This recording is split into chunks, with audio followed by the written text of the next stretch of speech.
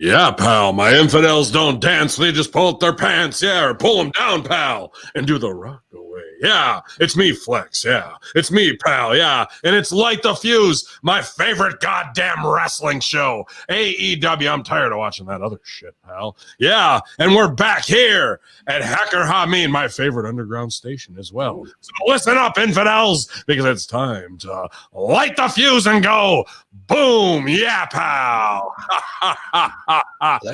Deuce. Hey guys, welcome back. I don't know, the Flex is running in. He's tired of his own shit with the lowest ratings ever at WWE. So I don't doubt that Flex. I can't hear you, Ben. You can't hear me? You can't hear me, or they can't hear me? Can't hear you. Can you hear me? I can hear you. You can hear me. Maybe it's on my end. I can hear you. It's weird. Let me dump you out and bring you back in. Hello? Check. I can hear you. Yeah. Okay. Now I can hear you. I don't know what that was about. Sorry about that. It's all right. Well, you missed some Flex in the beginning, but that's fine. Little Vince doing the run in because he's tired of his own show at a 1.4 this week. Brutal, absolutely brutal, raw.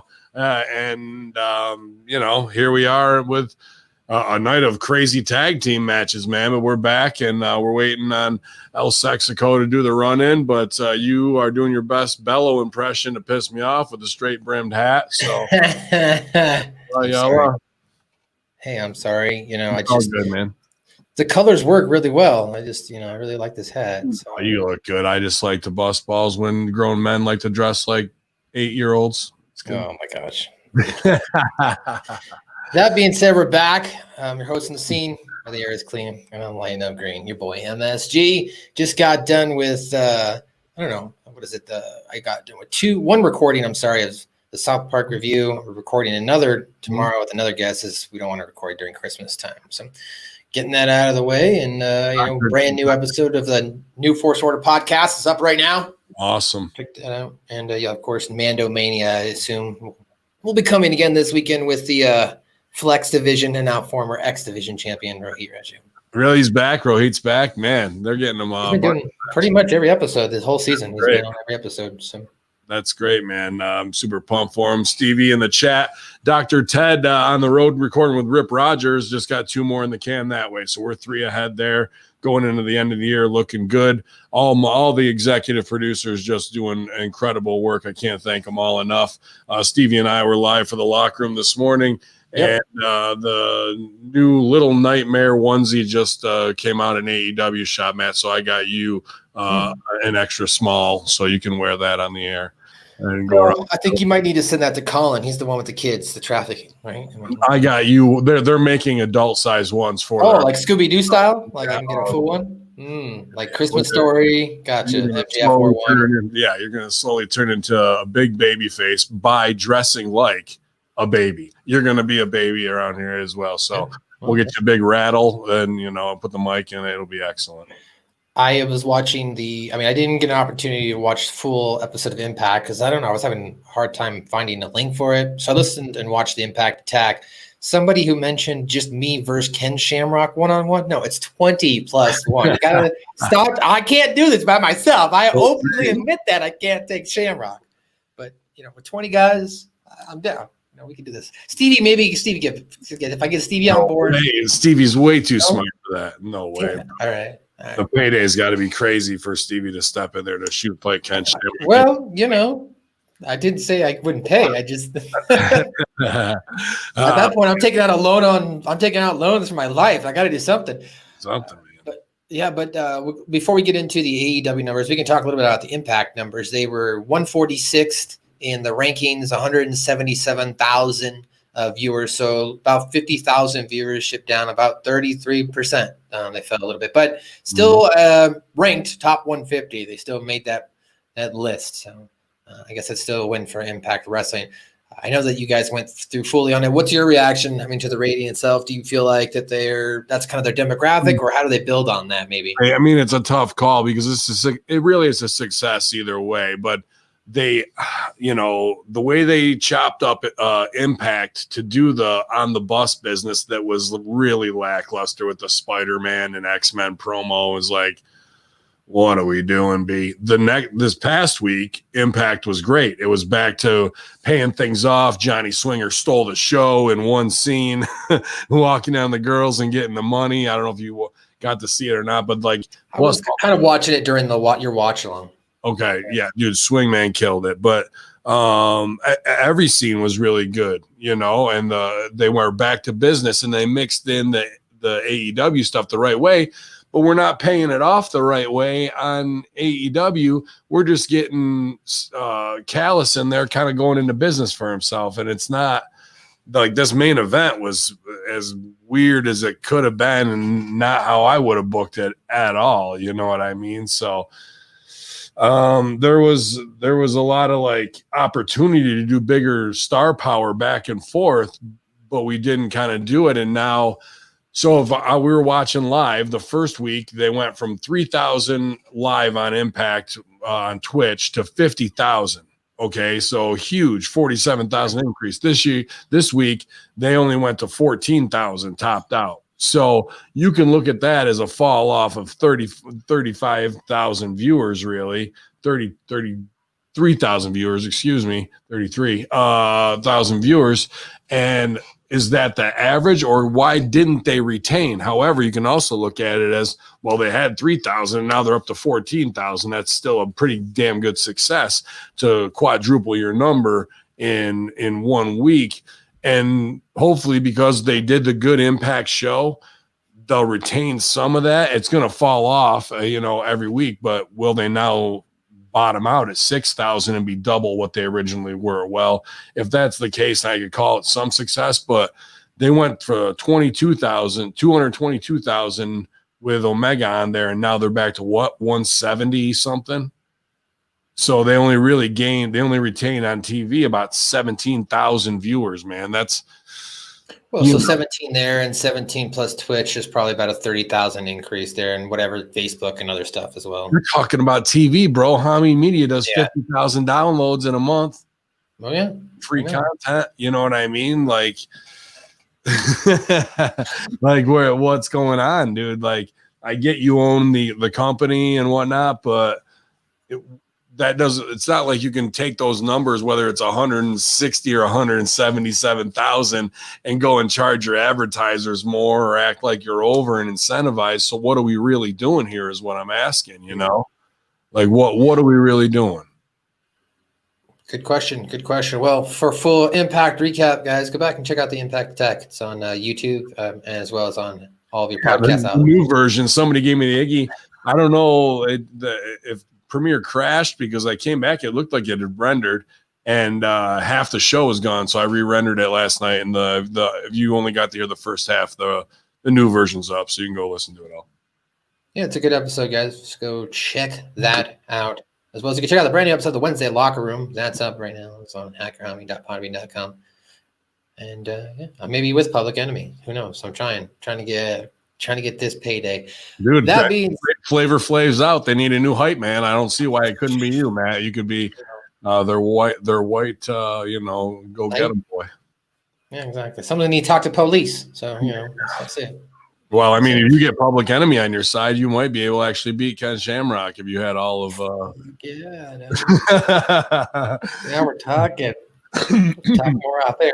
Yeah. Also, guys, check out our sponsors, RussoBro.com. Get your amazing bag of Russo brand coffee at thebrosters.com. And of course, go to the Russo's brand.com all month long. Get your sign up for a free month. Get Master Shoot Theater on Patreon as well at patreon.com/RussoTWC. While you're there, sign up for patreon.com/Hamin Media Group with the FR podcast with Roberts. Big Ray apparently got a shout out in the last podcast. Dude, it shocked me. Rip, that isn't how Rip works, man. To like go in and put somebody over like that. So for him to put over Ray, and I had to pump Ray up off that, but also tear him down, because it's easy to take a compliment. I love it. Yeah, it's easy to take a compliment, but that should drive you to do greater things and apply your craft. He definitely could have a great future. And a guy who is my past, who is my future, who is the elbow dropping son of a bitch you love to love. It's from San Juan, the Frico. It's El Silvio, not Rico. How you doing, buddy? Hey, boys. Maddie, I like your shirt today. Rocking that brand new Chris Silvio tee. Hamin's got the beard oil in. Me and Ben matched today. I did just. What do you guys think? My beard? I've been letting it grow out. It's coming in. It looks good. I like you with that beard, actually. Okay. Mm-hmm. I'm kind of excited because I have a feeling Hamin and I are going to throw a few punches today. So I'm going to start hot. Boy, did I love the last segment of this show. So we'll see where it goes from here. Yeah, sure. I already buried it. So yeah. Yeah, man. Well, we were putting over. Show. Go ahead. Oh yeah, we were just putting over the sponsors here before we got into it. ZordosOliveOil.com. Get your some finest good sales this week, man. People buying 2 bottles at a time, dude, for that Christmas rush. So sorry, but ZordosOliveOil.com, ultra premium, imported 1 press extra virgin olive oil direct from Greece for the foodie. For you, I mean, enjoy it for yourself. Put a little in your beard, to be honest with you. It works damn good. Fuck it, bro. Double fist that Zordos. Mm-hmm. Double fisted, of course. ProWrestlingTees.com, Ben Hamin / Greek Guy Papadon / BWO Stevie / SEG Shirt / Ted the Man Beast / Superstar Chris Silvio. Go get your shirt. Support. It's Christmas. You'll get it after Christmas. Sorry, but at least the money will go towards the producers and content creators that put out their tireless efforts for you. So go check that out. And we have graphics for Hamin Media Group for the shows too, because now we have the store approved. We just have to upload graphics. I like this graphic that Adler's made. I think this should just go on a t-shirt. Yeah, I would wear this shirt. It's pretty cool. Okay. I mean, then we can upload it and give me the 300 DPI. So brand it, right? I mean, you might as well brand it across the board. I like what you did for Stevie Ray. I just want we're talking on air because I'm we can talk more. I know Ted already was like, Ben's already going to give you criticism on the font. Yeah, the font, but I like if we did a neon outer glow on the font all around, and I like the TV. The bars are all right, but maybe if we had a picture of him in there, or if we had pictures ghosted in the background, so it's there 60-70% there. I like what you did. Cool. Yeah, a lot. And I like what you did, Silvio, because you know what? I'm as negative as you're gonna want to be and start shit with me. I'm gonna say I thought about you so much during this show because I was pumped about Deeb on the outside because she was firing up, and usually you don't get to see the girls tag like that. And I said to myself, okay, that's the OVW fire up. But every time I see a great fire up, I reminded of the Rockers, but I think the Rockers were great, but dude, I think you and Hacksaw Jim Duggan do the best on the outside to fire up for the hot tag to get shut down that I've ever been in the ring with, or that I watch on tape back, and you're just flying up and you're working harder on the apron than you do when you get in the actual ring to get either a dead crowd behind you or to really make it believable in that moment. I mean, there's 2 reasons to do it, but she was doing great, and it instantly just reminded me of you, that energy, because I just watched you and Fanger versus Lilas and APOC, and they're kicking the shit out of Fang, and you're fucking on the outside doing the fucking war dance pretty much up and down the apron, man, like for 5 minutes straight. So I enjoyed that. So let's fight, I guess. Hold on. To put Chris Silvio even more, that was a great segue into another plug I had here. Actually, if you are a Twitch subscriber to Rocky Mountain Pro Wrestling, this last Tuesday, they reviewed a Chris Silvio match because Joe Granola brought it up to me when we were recording today. He works for them, does their Twitch stuff as well. So excellent. He's like, we just reviewed a Silvio match. And I was like, sweet. So we'll save the fighting for a little bit later. We'll wait for the 3rd hour here for the fighting. Thanks. I mean, that's high praise. So to drop a little bit of knowledge, because I know we got a lot of wrestlers here. The idea of a babyface in a tag team match, you have to care about your brother in the ring.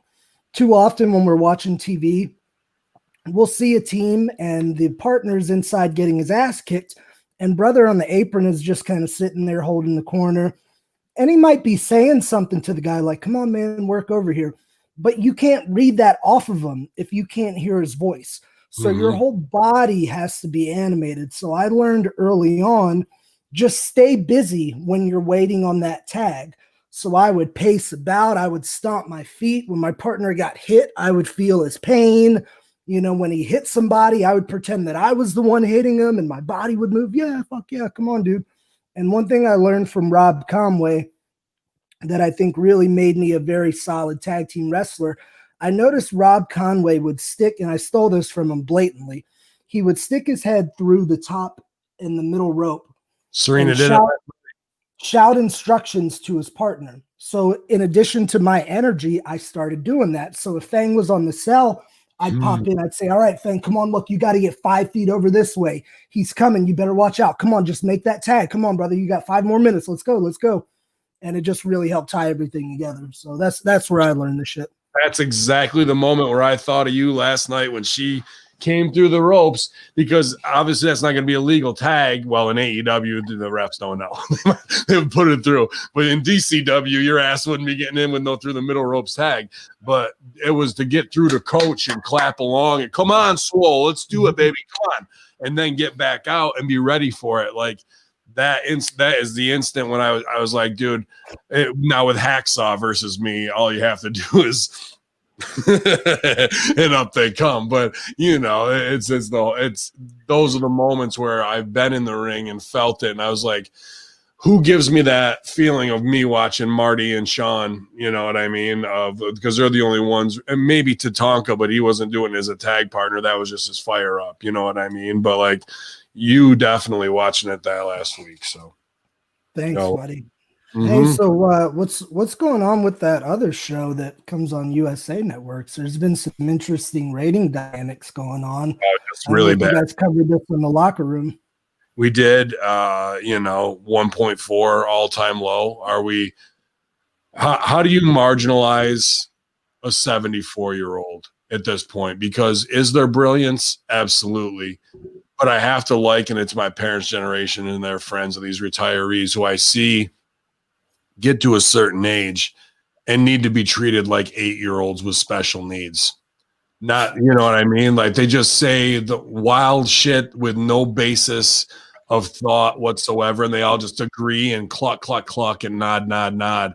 And I think we're at that point where we have so many cooks in the kitchen, 30 writers. There's a story that they made them sit down and write a list of the most underutilized talent in WWE.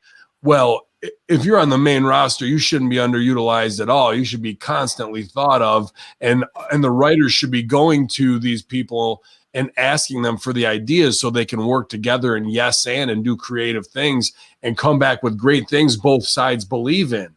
You know what I mean? This relates to Sami Zayn and Kevin Owens. And Owens said, he goes, in WWE, you wait for him to come to you, don't go and pitch your own business. I'm going, there's the entire problem. I've heard that too. For people I've helped with some promo and creative, they've said the exact same thing. I mean, that's the entire issue to start. That's the baby step out of the blocks. Then how do you marginalize a guy who should really be retired and the vote of no confidence is coming, and you don't want to scar the legacy of Vince McMahon with this. So how do you let him enjoy his golden years while handling him as a talent where you get him to start watching things he should watch and make it seem like homework for creative. And then you use his 2 hours of brilliance a day focused as a laser beam to punch things up that we have ready to present to you. And then you can push him back out to pasture again, because this 16, 18 hours of hands-on of his delusion is absolutely killing the creative. Like how we opened the show this week in the first 5 minutes, it's ludicrous to see Miz try and be a dickhead, douchey heel while he's got a reality show with a hot wife where you like him as Father Knows Best. Then you got Morrison, who is you, the type of talent that is on that shirt that reminds you of Jim Morrison, the kind of cool that only comes along once in a generation as a natural charisma. And they got him dressed as cocksucking Braveheart instead of bringing in Taya Valkyrie and making them Marilyn Monroe meets fucking The Doors. and some shit like ready-made for Elias, ready-made to fucking face Elias with that shit, right? Have him trying to take Taya from him, even get Killer Cross with Morrison, who they're like best friends, and now you got Taya to be able to work with Scarlett. We can't even get close to that. Is it time to turn back Raw to 2 hours and then just follow it with Miz and Morrison? Put your hour of Miz show, whatever. It's time for AEW and Impact to get things right and move right to Monday. Do something that's like you can't miss it and go right at WWE. WWE has never been more susceptible to getting taken to, like Mike Tyson knocked out. You're like, oh fuck, he got what?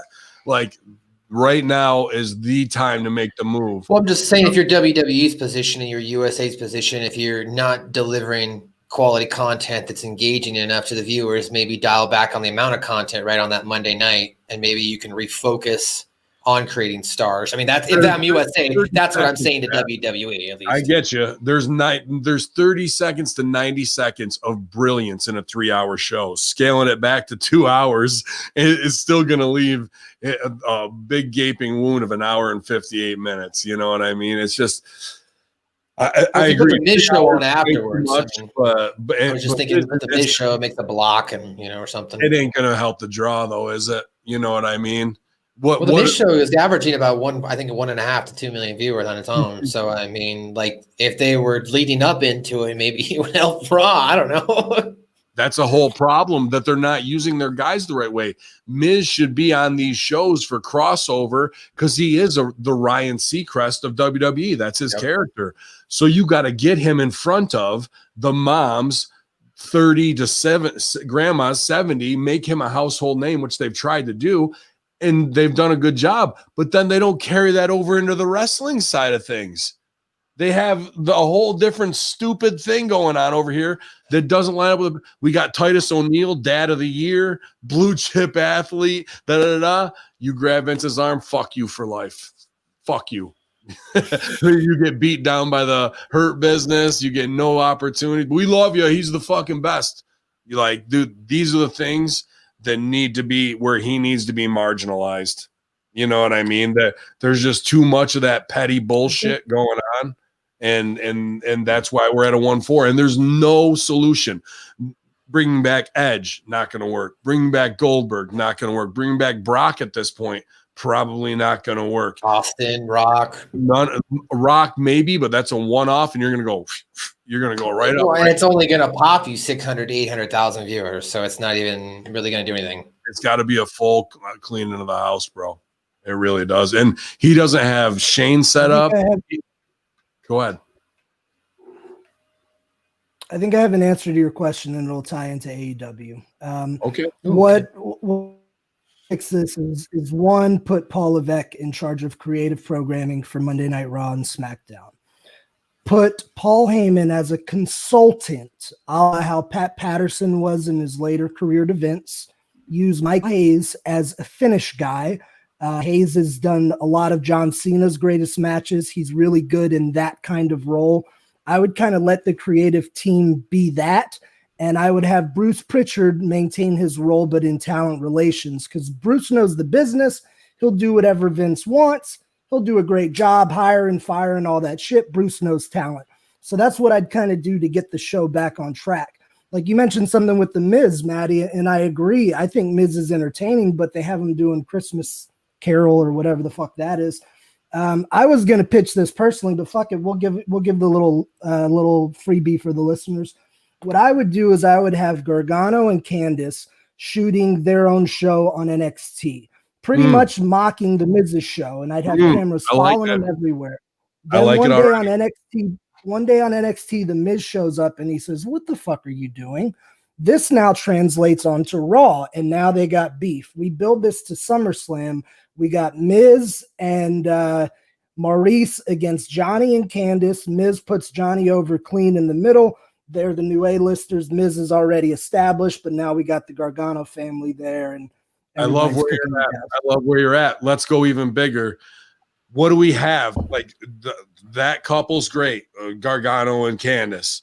Miz and Maurice, yup. Killer Cross and Scarlett. Morrison and Taya, Charlotte and Andrade. You had fucking Aleister Black and fucking his wife. Bring her back. Fuck it. You got Corey Graves and Carmella. You got Naomi and Jay, and there's one more. I'm forgetting. We got Becky and Rollins. That's it. So, dude, you're telling me that alone of the technically you do Brock and Sable if you really wanted to. Yeah, Stephanie and Game. Dude, that alone is your fucking crossover to mainstream to do something, not Temptation Island, but let's figure out something with power couples. Let's do wife swap. Why not? Why, dude? It doesn't. Yeah. Ask Mark Merrow if it happens. Ask fucking Steve Austin if it happens. Put a Mandy Rose in there as a fucking catalyst. You know what I mean? To be the one to try and fuck with somebody. You got Natty and TJ. Of that list, I mean, who would you take in the wife swap? Who would be your pick if you were? You gotta go with Killer Cross's broad. She's a 10.5. And you got Chelsea Green and Zack Ryder. Bring him back. You had Rusev and Lana. I would say go big or go home, and I would say if you want to look what happened to Triple H. Go Nia and Otis if you want to go big and go home. AJ Lee and CM Punk, really want to pay them. How about you, Maddie? Who do you choose? Who do I choose? I might go Asuka, to be honest. I don't want to say Scarlett because unlike Ben, I mean, he's a 6'5", 6'6" man. I'm a small statured man, so I'm not. I wish Scarlett because I don't want Killer Cross coming after me. I probably would go with, even though she's not bundled up in there, I think I would probably just go with Alexa Bliss. She's there. You go. Right. I think for me personally. Not bad, boys. But yeah, so Maddie, I know you keep track of the numbers. From what I understand, they're not beating in total views, but I understand the last 2 weeks of Dynamite did beat Raw in both of the key demos, the 18-34 and 18-49. That is correct. It does appear Hot Sauce Willie from the Hamin Media Group has been reporting that they have actually been beating them by a couple points. I think it's been 0.5 to 0.50, but they're beating, yeah. How can you not? Your guy who was the badass champ wearing Versace shirts now comes out with a sword that his boss's kids gave him and sticks it in the ground like a reverse sword in the stone to set off pyro at 10:40 at night. Of course you're gonna lose. He needs to be marginalized, and I got to go back. Still, that's not the solution. These guys these old dogs who just keep grinding that check out, grinding $750,000 a year out to do what? To be the scapegoat a year from now? Instead of guys who are ready to get in the trenches, know what needs to be done, who's run promotions before, guys like me, you, Ted the Man Beast, Steve King, Josh Janela, even Stevie, Russo teleconference, and you already got Paradise and Borash there. I would do a complete culling of the creative team. I would ask Jimmy and Borash who is essential, really essential. Everybody else, thank you. It's just not the time. We're going in a new way. Bring in the Power and Beast, and bring in the 6 to 7 guys who I know can write not just one show, all shows where all businesses encompassed in a 3-month to 6-month hierarchy of where we want to go, not rewriting on a Monday afternoon, and working with talent to enhance them and really fundamentally make them more confident and having the ideas come from them 90% of the time. I agree. Anything short on that consultant list, him and Hamin I'd have as the consultants. I don't want it too muddy. Too much snake shit there. I mean, I'm an ECW fanatic, but Paul Heyman's there, to weasel in and out. If he was really gonna be the brilliant genius, he would have got his shit over when it was his time to be the scapegoat. Instead, he fell on the sword too, but he positions himself because he knows he's with Brock or he's with He's using his heat to get over Roman. That ensures him there until the next time around when the next scapegoats fall and he can slither back in. All that shit needs to be wiped clean. And to be honest with you, a lot of the coaching staff, and I can't believe I'm saying this because I know they're brilliant workers of developmental, when you got people fucking doing this tug of war into the buckle spot and nobody's selling, when you got people putting trash cans on their head and jumping off blindly, and every week you have injuries. This week, Cameron Grimes out 4 to 6 weeks. Last pay-per-view, everybody's fucked up and getting stitches and things. That means that shows me we're not getting it. And there's no way sending Keith Lee, Mia Yim, and whoever else back to go do tackle or shoulder tackle, drop down, leapfrog, fucking power slam for 6 weeks. That's not going to change things, man. It really needs to be a complete fundamental change from the ground up of how people are taught to work safe and get character over, so we can develop characters that can transition to the main roster and we can see their entire arc. But that ain't happening. I mean, with Retribution better than anybody. What happened to Retribution? It's gone. They're about to be done. They're about to be done. I mean, Raw Underground, whatever you want to say. Hold on, Hamin. So you mean to tell me that never once in your life on this planet have you seen somebody in a fight throw a trash can on their head and jump onto a bunch of people bullshit? You're fucking lying in front of all of our listeners. I wish I'd seen that fight. I mean, if you're going to sweet, right? on your head, it's going to end bad for you. If you're that on World Star, on World Star, maybe you might, but dude, I mean, there needs to be a fundamental change, and these numbers back it up. How can you say no? And Russo this week on the Raw and SmackDown review puts over that this is bigger than even that. Still, this is more of the King not wanting to pass the power to the new young Lion King, which is Triple H.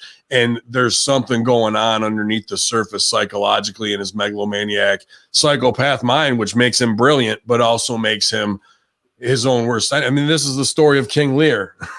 This is Macbeth. This is Hamlet level shit we're dealing with in a carny ass world. We're living it again. There's a reason why these stories are timeless from biblical times to now. And there's something more than that when he's taking guys like Keith Lee or guys that are great coming out of NXT and just flushing them and not protecting them and using them the wrong way and sending them back to Triple H. That's a fuck you to game. That's been happening since OVW for the most part, man. It's I get it, but this is the guy who's supposed to be the one in line to take power. What do you do, though? I mean, look, everyone's got to agree that Vince McMahon is a genius for doing what he's done. The product now people have their opinions on, and we all know it ain't the world's greatest. But think about this, right? I was wrestling since I was a child. Then I had a circumstance where I couldn't wrestle anymore, so I got to adapt to these changes. And you get to the point like, okay, what the fuck am I going to do now? Imagine Vince, who's 74. He's done this forever, and he's run this like literally think of his mind. Like, what the fuck else would Vince McMahon do? He doesn't take holiday. That's where his mind is. I guarantee you. He's like, okay, if I give this to Paul, what now? What the fuck am I going to do? Just sit around till I die? That's why you have to handle it and manage him to be like, Vince, you're going to go on the creative journey to set up the next 5 years. But in order to do that, we need you to watch all these movies you've never seen and all these things. And I want to load you with ideas. I want to take the burden of this show off your shoulders so you can get back to the fundamental core of genius to write your magnum opus on the way out. Like, that's how you got to present it to them, to marginalize them. And you got to have all those day-to-day tasks to make sure. And then he checks in so he can get his quick fix of, I'm still the fucking boss, and then off he goes to play with the grandkids while watching movies, working out, and getting back on the cover of Muscle and Fitness. This is the conversation we've had of how to neutralize them so we can get things back on track, because otherwise with the team they got and what they do, there is no way. You think Stephanie's the one that could have that talk with him, like you just described? I think so, but it's not a talk. Choice. Yeah, like it has to be a group effort. I mean, it has to be a handler. Like it sounds fucking stupid, but can you see Hacker fucking pushing him around in a wheelchair at 83 years old and fucking like being right? Hell yeah. Yeah, like that's somebody's gonna have to have that spot. You know what I mean? I'd work out with Vince and shit and make his turkey sandwiches. Dude, that's what I'm saying, bro. But like, that's really where we're headed, unfortunately. And that's not going to raise the rating. Nothing, no Goldberg, no nothing is going to fucking do that at this point, bro. So it's up to AEW to fucking strike fast, strike hard, and strike in the right way. And they are. They're only fucking. They're giving a sweet Stevie. I want a Von Lilas, Patty. Okay, you know what I'm saying. I got you. All right. Well, let's get into the AEW review, as you mentioned there. Segueing right in here. So AEW with the numbers the last couple of weeks, just to pull it up here to give you a recap. Now, when we started this show, Silvio, I mentioned that Impact Wrestling 2 weeks ago with the Kenny Omega appearance, the first one that drew 221,000 views, which put them at 96th. Yesterday or Tuesday night, dropped them down to 146. So still broke the top 150 with 171,000 views.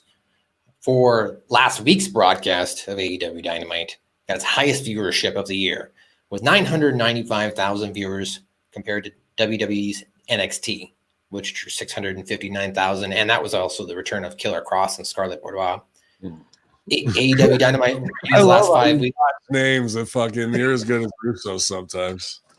He never gets Giovanni right and he can't get Bordeaux, but that's all. That's my thing now. AEW Dynamite ratings last 5 weeks: 995,000, 913,000, 710,000, and so on. So, of course, with the appearance of Sting the last 2 weeks and last night's show, the ratings have significantly gone up. The YouTube viewers were down a little bit, but they were still held at around 3 million, with the most viewed being Sting's interview, or his uncut interview, if you will. That was about 1 million views. The least viewed was FTR, their match, and then that was about 80,000. The overall average about 300,000 views. So there's your numbers for the last couple weeks on AEW as we get into it. Now, they started tonight's show as they traditionally do, with just a cold open and a match, and it was the Private Party and Matt Hardy Party taking on Hangman Page, and I guess they calling themselves the Beaver Boys. Maybe I missed that. But the Beaver Boys are wearing Adam Silver and Greg. They call themselves the Beaver Boys. That I literally looked that up. It says that's what people are writing. The Beaver Boys. They're 2-7. The Beaver Boys, of course, wore some cowboy hats and purple bandanas to the ring to match Page's look. They even tried to do the yippee-ki-yay with the hats. Tried to get Hangman to do with them. Anyway, so this was a 3-on-3 tag. You don't do that. You fucking have Hangman come out. And then you bring them out in the fucking horse costume, and one guy is the front of the horse, and the other guy is the fucking ass of the horse. And then you take the horse's head off, and you fight in the fucking costume. Put the spot back on the guy. Do the drop kick. Fucking. Does Hangman wave him out? Hamin, like, does Hangman come out and then go like this, and then they follow in the costume? No, it's the rib Hangman, and he just has to put his hand up ahead, because if he's in on it, we just kill him. We just kill him. We just killed him. You know, like he comes up one thing and they come out the other side, and he just fucking has to look at him and sell it and fucking keep going. And then they're all pumped about the fact that they got it. Well, you mentioned a drop kick there. That was the conclusion of the match. Do you know I played a dancing cow, Silvio? I could see it. And I was the ass end actually as well. I was in a horse costume once. I don't remember why, but it might have been with Jimmy Long too, oddly enough. Oh, well, that makes perfect sense. I was in Gypsy, the musical, and there's a scene where it's the musical within the musical on vaudeville, and the girl is like doing a little fucking Shirley Temple, that I have a new cow, a true cow named Caroline, and fucking the cow comes out and fucking dances. So me and some other intern of the summer got to be the dancing cow in that scene. I also later, though, that was a great show because I was 15 and fucking I was the intern, so I was making money doing theater. and all these college chicks were there. They're like 24 years old, and Gypsy is a show about early vaudeville, but it becomes about Gypsy Rose Lee, who was the most famous burlesque stripper ever. So her mom like neglected her for her sister early on, who was like the Shirley Temple, but later the stage manager's sister becomes the whore who fucking makes all the money in the strip club vaudeville. So I got to play the dude Pasty, who was the owner of the strip club, and the girls went out and do the thing, and they have to come back and quick change. So I was the intern. So I was working costumes. So these fucking college girls were just tearing their fucking clothes off, titties out, while I gave them their next stripper outfit. It was the best summer ever, dude. So you were on Boner Patrol 24/7. Holy, 15 years old, bro, and like 20 something college girls are running at you right out of college. I mean, was wearing a cup. He was wearing Forget about it, bro. Forget about it. Idea. I did the horse thing. I think it was with James Long, and the biggest argument Jimmy and I ever had in our tenure. At one time, he made me dress up like a Power Ranger for a mask and for a match, and I was protesting to it. And when I did the match, and I came back in fucking custom and was furious because it was like a tight mask. I hate masks because I can't breathe in them. So I did this stupid fucking mask as a Power Ranger. Then I let him have it, and then we had a cigarette and a beer, and we were cool. That mask you had when you were the chick with as fucking, they looked like Snake Eyes mask. That was a tight fucking mask too. Yeah, you don't have the Power Ranger mask anymore. No, it wasn't even mine. I don't know where he got it. Do you have that black mask anymore? No, it was someone else's. I gave it back to whoever owned it. Well, at the conclusion of the match, because you mentioned a drop kick there, Paige attacked Hardy. Cassie drop kicked him over the barricade, and then Cassie hit an enziguri, followed by the gin and juice, and they picked up the victory before Hardy blind tagged in and stole the pin. So, winner of your match was Private Party Matt Hardy. What are your thoughts on this, Mr. Silvio? It had some fast-moving, innovative stuff. Matt Hardy did that really sick twist of fate to John Silver on the floor. That was kind of like the Randy Orton drape DDT thing. That looked pretty good. I really like Hangman Page. I want to see them get Hangman back to a little bit of what we had him before. Matt stole the pin at the end. So what's going on with Matt Hardy? I feel like I missed some details. Clearly, he's setting up to fuck Private Party over. Where was the change? Here's where it happened. This all started on BTE. They didn't really do it on Dynamite, but not to get you hot, that's where this whole shtick of Matt Hardy, where he was kind of going through an identity crisis and has kind of stopped on this identity where he's the egotistic veteran who is throwing it in people's faces that you would not be here if it was not for Matt Hardy. From going around to the Young Bucks, to Private Party, to all sorts of different people from Darby Allin, all these different people. That's his shtick right now. If you look at his Twitter, he's even doing it there where he's saying things like, if it wasn't for Matt Hardy, it wouldn't be this. The truth is the truth. That's his new little catchphrase. The truth is the truth. Silvio's so jealous of my beard right now. He fucking hates it. He's like, I couldn't do it. I couldn't have one as long as yours. It's bad trying to sleep, bro. It's getting bad. I bet. Okay, I got to talk about that for a minute, Matt. Go ahead. Hey, AEW, you guys know that I'm one of your most vocal supporters. I sincerely like the product, and I think you guys have great talent. I want to see you succeed.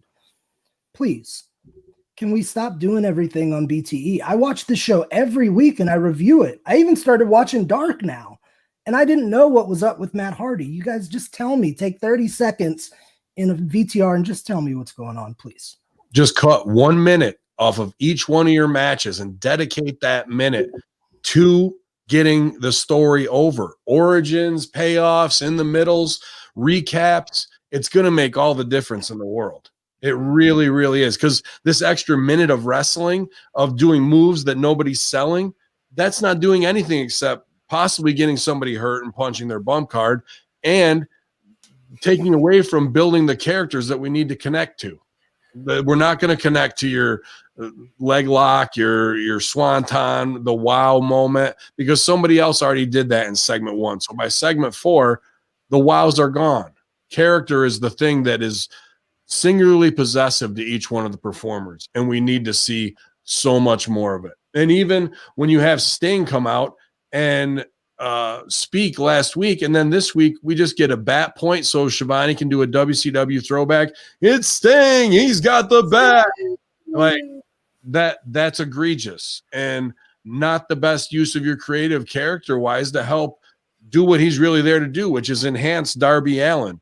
We can think of a lot of things that are much better character-driven pieces to put in these 1 minute things. And really, there needs to be almost a hard, fast rule that character inception cannot start on being the elite or these shows. The sub details of the main show can get played out on there, but you can't start things there and grow them from there because they're already supposed to be matured by the time they get to the main show, but we don't even know where they started from. So the confusion level is crazy. Maddie, I got a question for you. Can we take 5 minutes every week on Dynamite or every other week, but let's just say for argument's sake every week. And can we do Being the Elite on Dynamite as a pre-taped entertainment segment where we could tell this stuff, but everybody can see it and know what's happening? What do you think? Yeah, I mean, I think that's what they should be doing. I was actually going to suggest, I mean, I don't know how it would work for, I guess, character dialogue, but when they go to the picture-in-picture, rather than cutting away from a match, if they were formatting and timing it out correctly, that should be placement for maybe BTE catch-ups or something like that, where you're having to pay attention. No, I mean the show. We just condense it, we drop it to 5 minutes, and we put the fucking thing on Dynamite. You open it, you go old school with it, like TV in the 70s and 60s. This week on AEW, and everything is a buildup of what happened in these BTEs and darks. If you're going to do it that way to show it to Blockbuster, and then you roll the big powder blowout in AEW, and there's Cody, and then we see the show. You got to build back in the day, Monday Night Raw would do that, and like the old school, like, you know what I mean? They'd be like, previously on, or here's what happened on Sunday Night Heat, or here's what happened, and then that would entice you to go watch those shows, so that way it builds it up. You're getting to follow along the story. They absolutely need to do that and stop wrestling so much. These matches are 3 minutes, 4 minutes too long. That's going to be our first blows of the day. I say wrestle. Lots of it.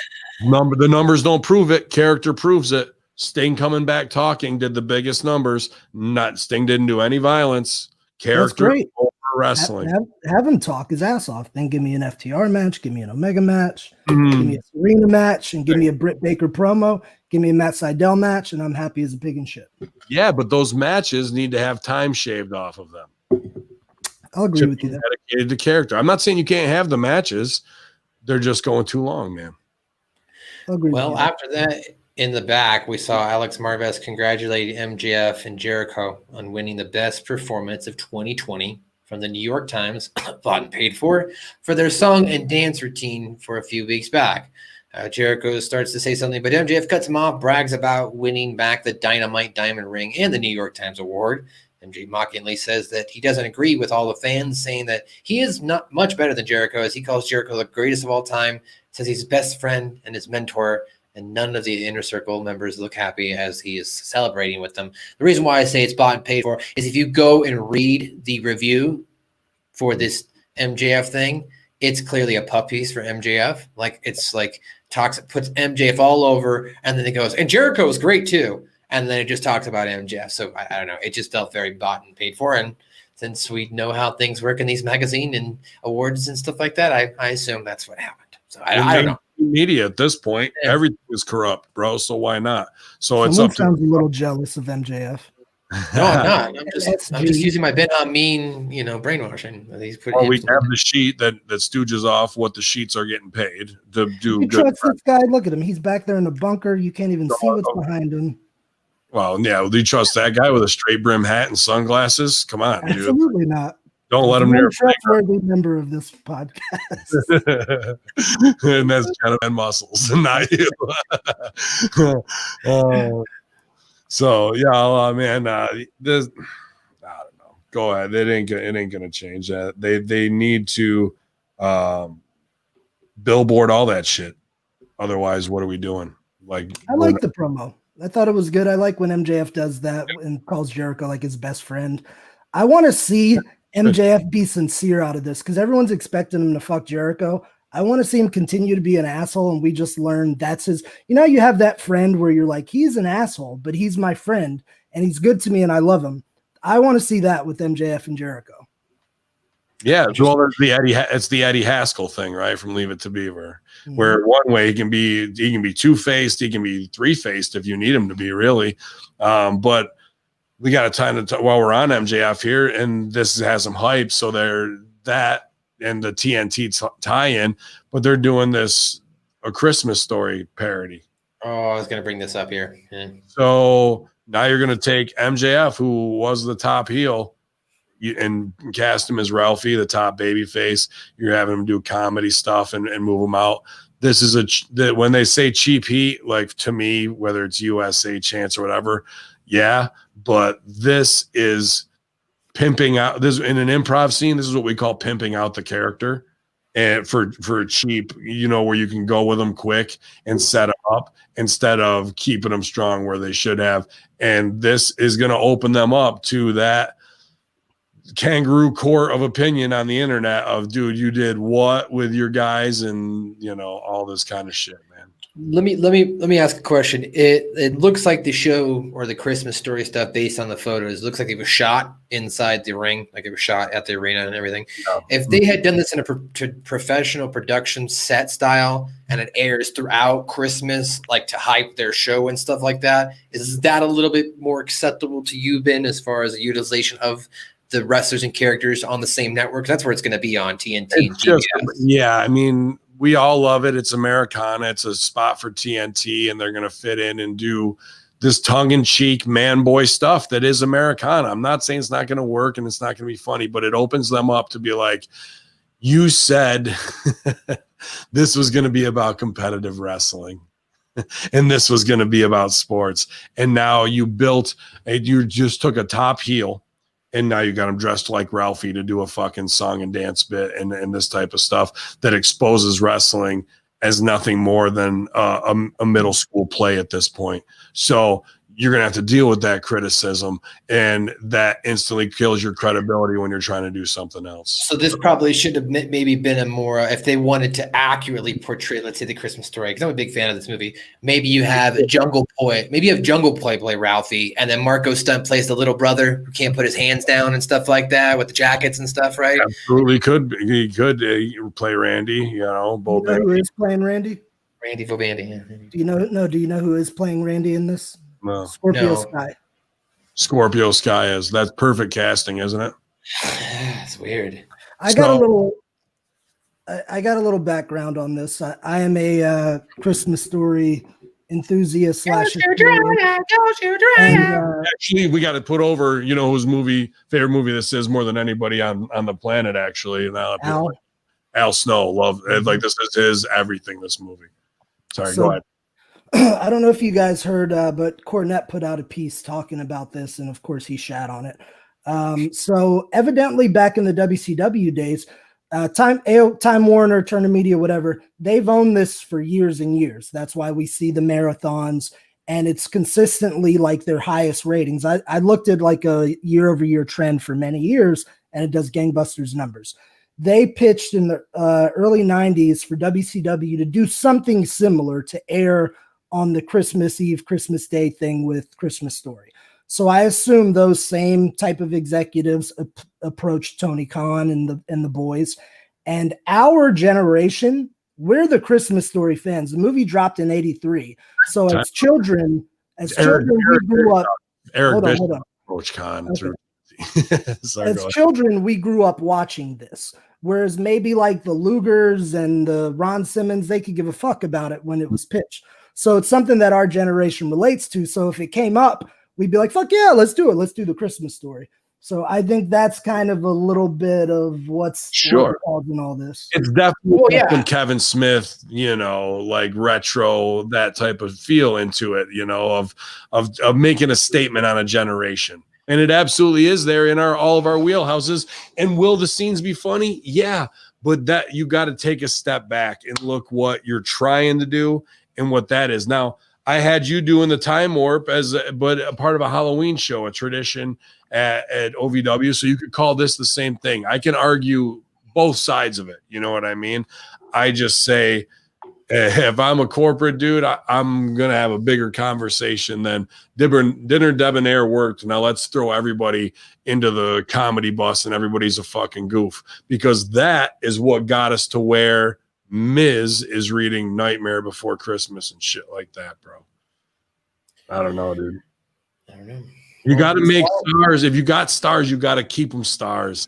You don't have Macho Man doing fucking dressing up like a brony and fucking all this other shit, bro. They got to have some mystique to them. And when you tear them down and get them to dance, like the whole thing is getting Ralphie to put the fucking costume on. Now your top heel's doing it willy-nilly. Well, what about one of our favorite songs, Hamin? Bret Hart, There's Never a Good Time to Say Goodbye. Never has been a right time to say goodbye. Take it away, Daddy. Say goodbye. Say goodbye. He talks the whole song. And that's right, girl. I got to go down that road again.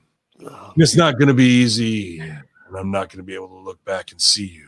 Can you bump that into the outro when you post it? Oh, we're going home with never.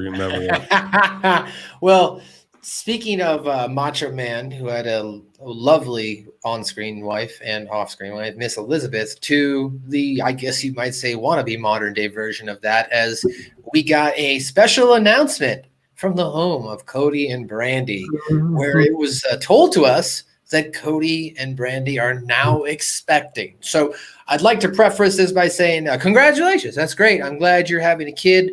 Awesome. But now I'm going to speak for the AEW fans and the AEW marks, because that's what I am. I don't care. I don't know why this was on TV, Cody. This should have been a quick social media post. If you want to do it on Brandy's cooking show, if you want to do it on your YouTube, this should have been the Be in the Elite segment. I don't know why this is on TV. I don't care. Anyway, that's all I got to say. I mean, you go first. Yeah, man. I went in on it on Locker Room. This is the trend. This is the Undertaker showing his life at home. This is Seki. This is the Bella Twins. This is the Hollywood cash in. And now they're cashing in on kids while they're in the fetal stage. You can, like I said, you can do what you want at your TV show. I think some things are to be protected. I don't think she's that far along. And to me, that's just a dangerous thing. And I'd hate to see, I don't want anything bad to happen, but there's some things in life that are protected outside of wrestling. Some people protect their marriage a bit more. Some people protect their kids from the business. And if you're not going to protect your fetus and you're already got AEW shop little nightmare onesies out, that leaves a little bit of a bad taste in my mouth, bro. All I'm saying is the AEW World Heavyweight Champion a month ago quietly said, my wife's at home pregnant. Cody Rhodes did a whole VTR package on it. Well, the PR firm, whoever Cody's agent is, works with a PR team and says, you know how much Daniel Bryan and them made off of their kid? You know how much that J-Lo and them made off of covers and stories? Even if you get 20% of that, you're still going to bring in $1.3 million by the time this kid's 9 months old. And they sell them on that and they go, sure. And you know what? They will make that money. But that doesn't make it sit in my stomach any better, bro. I mean, I agree with you in the sense that it's early in the pregnancy. And I hope on a, lucky star, everything is perfect and, nothing goes wrong. So I see your point there. As far as the segment itself, I was okay with it and actually found it a little heartwarming for the simple reason that part of Cody's gimmick is the family, right? And one thing Cody's done with AEW is he makes the audience feel like they know him and that they're part of his extended nightmare family. He's always doing those heartfelt promos. So I thought this was kind of par for the course. This is I don't know. Last week Sting made him look like a bitch. You want to fucking boom, boom, boom. Here it is. You're on the ropes now, Sonny. Oh. Fucking here he comes. Last week Sting made him look like a little kid, and Cody kind of came off like a little narcissist. Yeah, she cunts off and throws water in Shaq's face after Jade Cargill snaps her fucking arm in a chair the week before that, and she's got the brace on. Now she's mom and dad at home in this, and we're not going to be able to pay off any of the Jade Cargill business. So this is new pregnant mom gimmick for her. Well, she'll do bikini poses showing belly bump, and then she'll get her own clothing line, and everyone will tell she's glowing. Look at her glow, and we'll go through all the fucking phases, bro. We're gonna go through all. We're gonna do Brandy's pregnancy kitchen. We're gonna do it all, Daddy. And now we're on to the 7th, 8th gimmick, which is the shoot one of being pregnant for how we have to respond to you. We're not gonna pay off the Jade Cargill stuff. Shaq ain't gonna do nothing to the pregnant chick, and there's no real heat like. To be like, oh, we really hate Jade Cargill now. Did she do that to a pregnant Brandy? Or has Brandy only been pregnant for 2 weeks? Jade Cargill stomped a pregnant woman's arm. Did she know about it? Did Brandy know and do the scene while she was pregnant?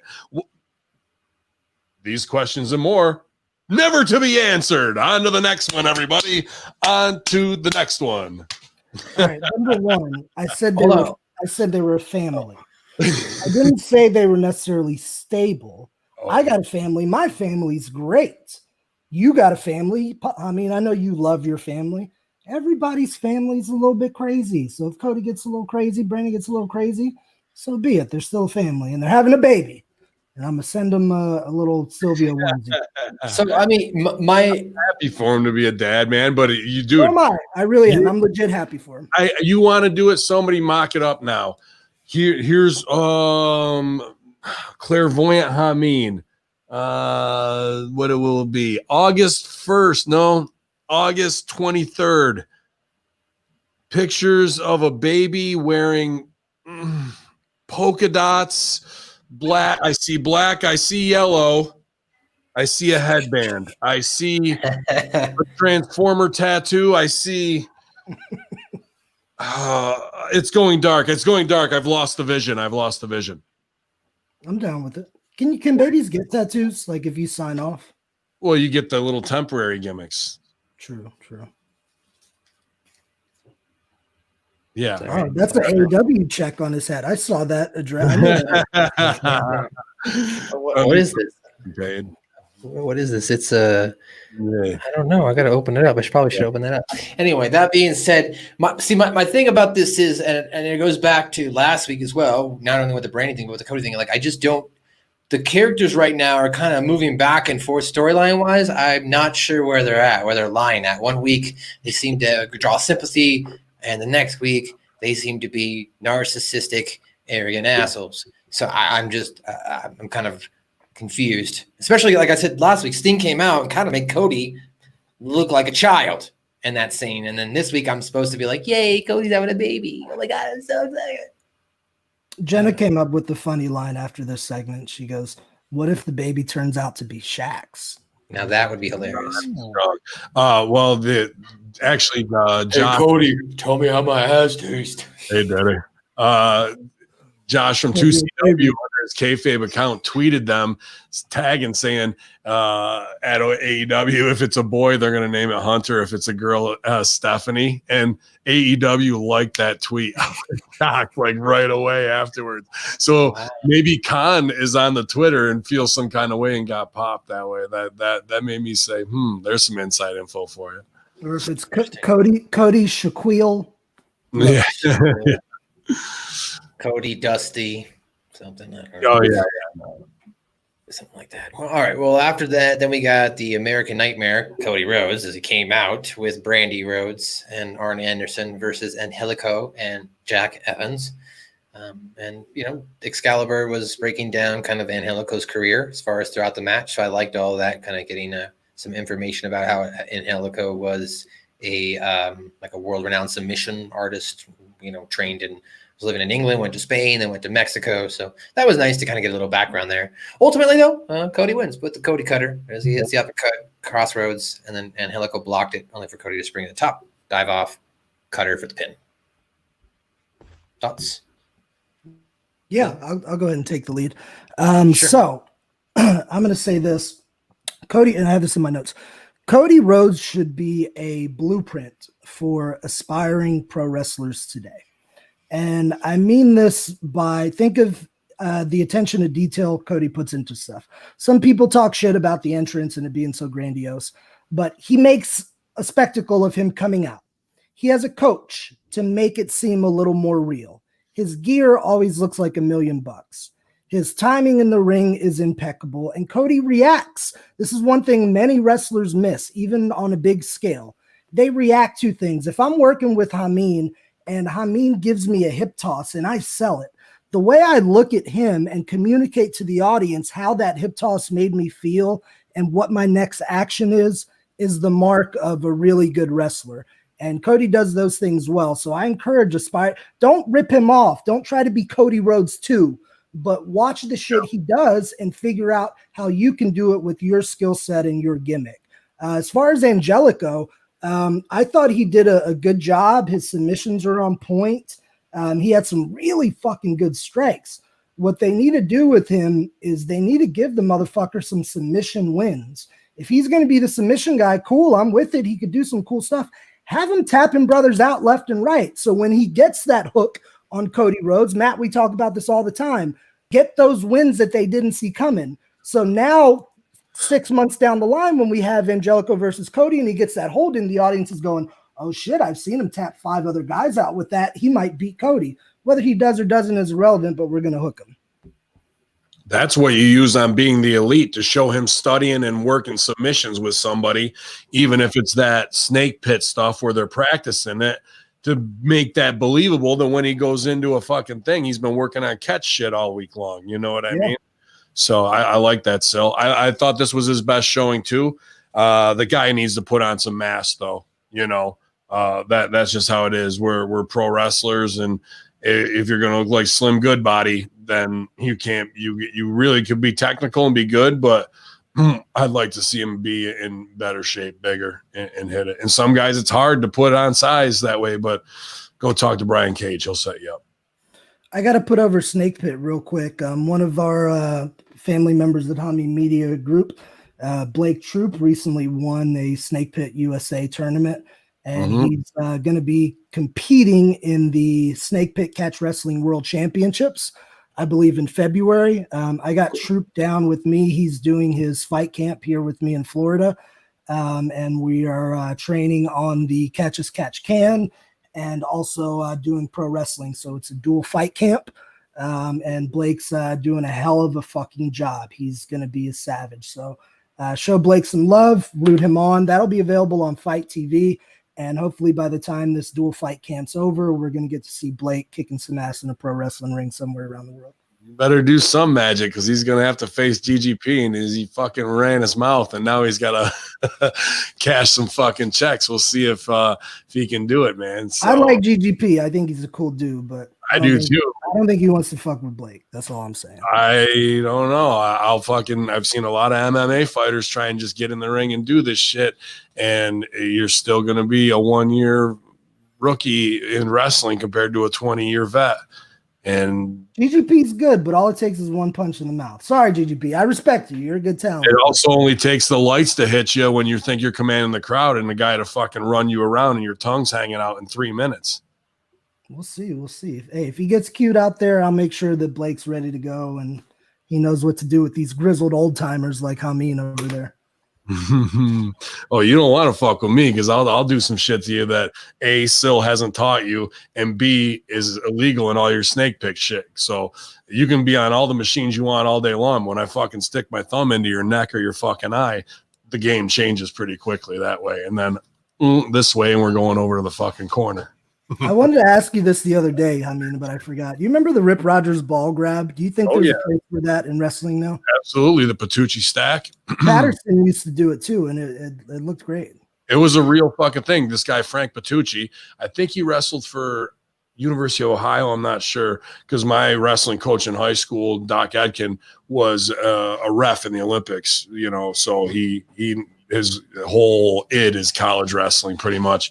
But this guy, Frank Patucci, would fucking post the guy on his fucking head, grab him right by the fucking nuts, and stack him right on his fucking head like that. And he was legit pinning guys by grabbing him by the fucking cock and fucking posting their head.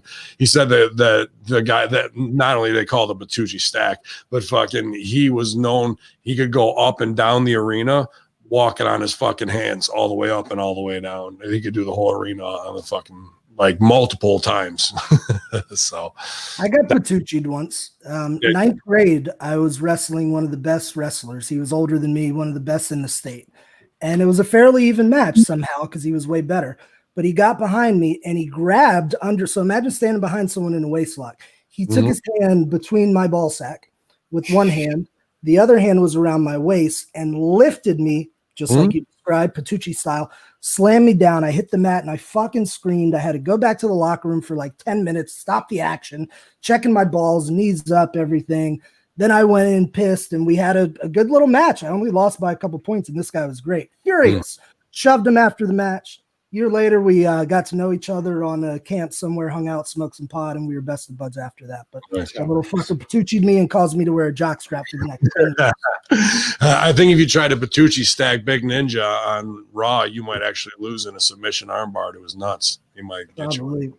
MSG needs a good Patucci in with his attitude today. About time. He thinks he's fucking, yeah, I think you're in the Beastie Boys and shit. Fucking, so what you want? Whatever. About that. I was just sitting here trying to remember other stuff. Well, anyway, after this, Taz came out and congratulated Cody for his win and the announcement that he's going to be a dad. Taz mocked Cody, and then Ricky Stark asked whether their where's their congratulations were last month when they made Cody and Darby call them daddy. Taz says they're going to put Cody on paternity leave sooner than later, but Sting comes out, as you mentioned, and just wielding his bat in the snow, then came down. And then Team Taz ran away. And that's how that segment ended. That was Sting. No Darby Allin, but that was Sting for the week.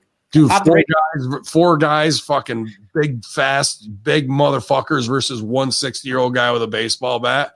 It's all over for you. It's all over for you right there, bro. Like that type of stuff is you're just paying for Tony Khan to mark out for Shivani to do a call. I need 20 for Shamrock. They need 5 for Sting. The math seems to check out, Ben. If I had fucking Brian Cage, Taz, and Big Willie Style there with me, bro, one of them's getting bum rush. Swing. He ain't getting that bat back for a second swing. He's going fucking down, bro. And it's phony shit like that that looks like a waste of money. It looks like we don't know what we're doing. And it looks like a mark out throwback that the owner wants to have done, bro. That did zero business right there. That was one of the worst uses you could have done of them with them right there. I consider myself an in-touch human being, and I think you guys would agree to this. I'm a fan of Dr. Phil, and I like to be in touch with other humans on this earth.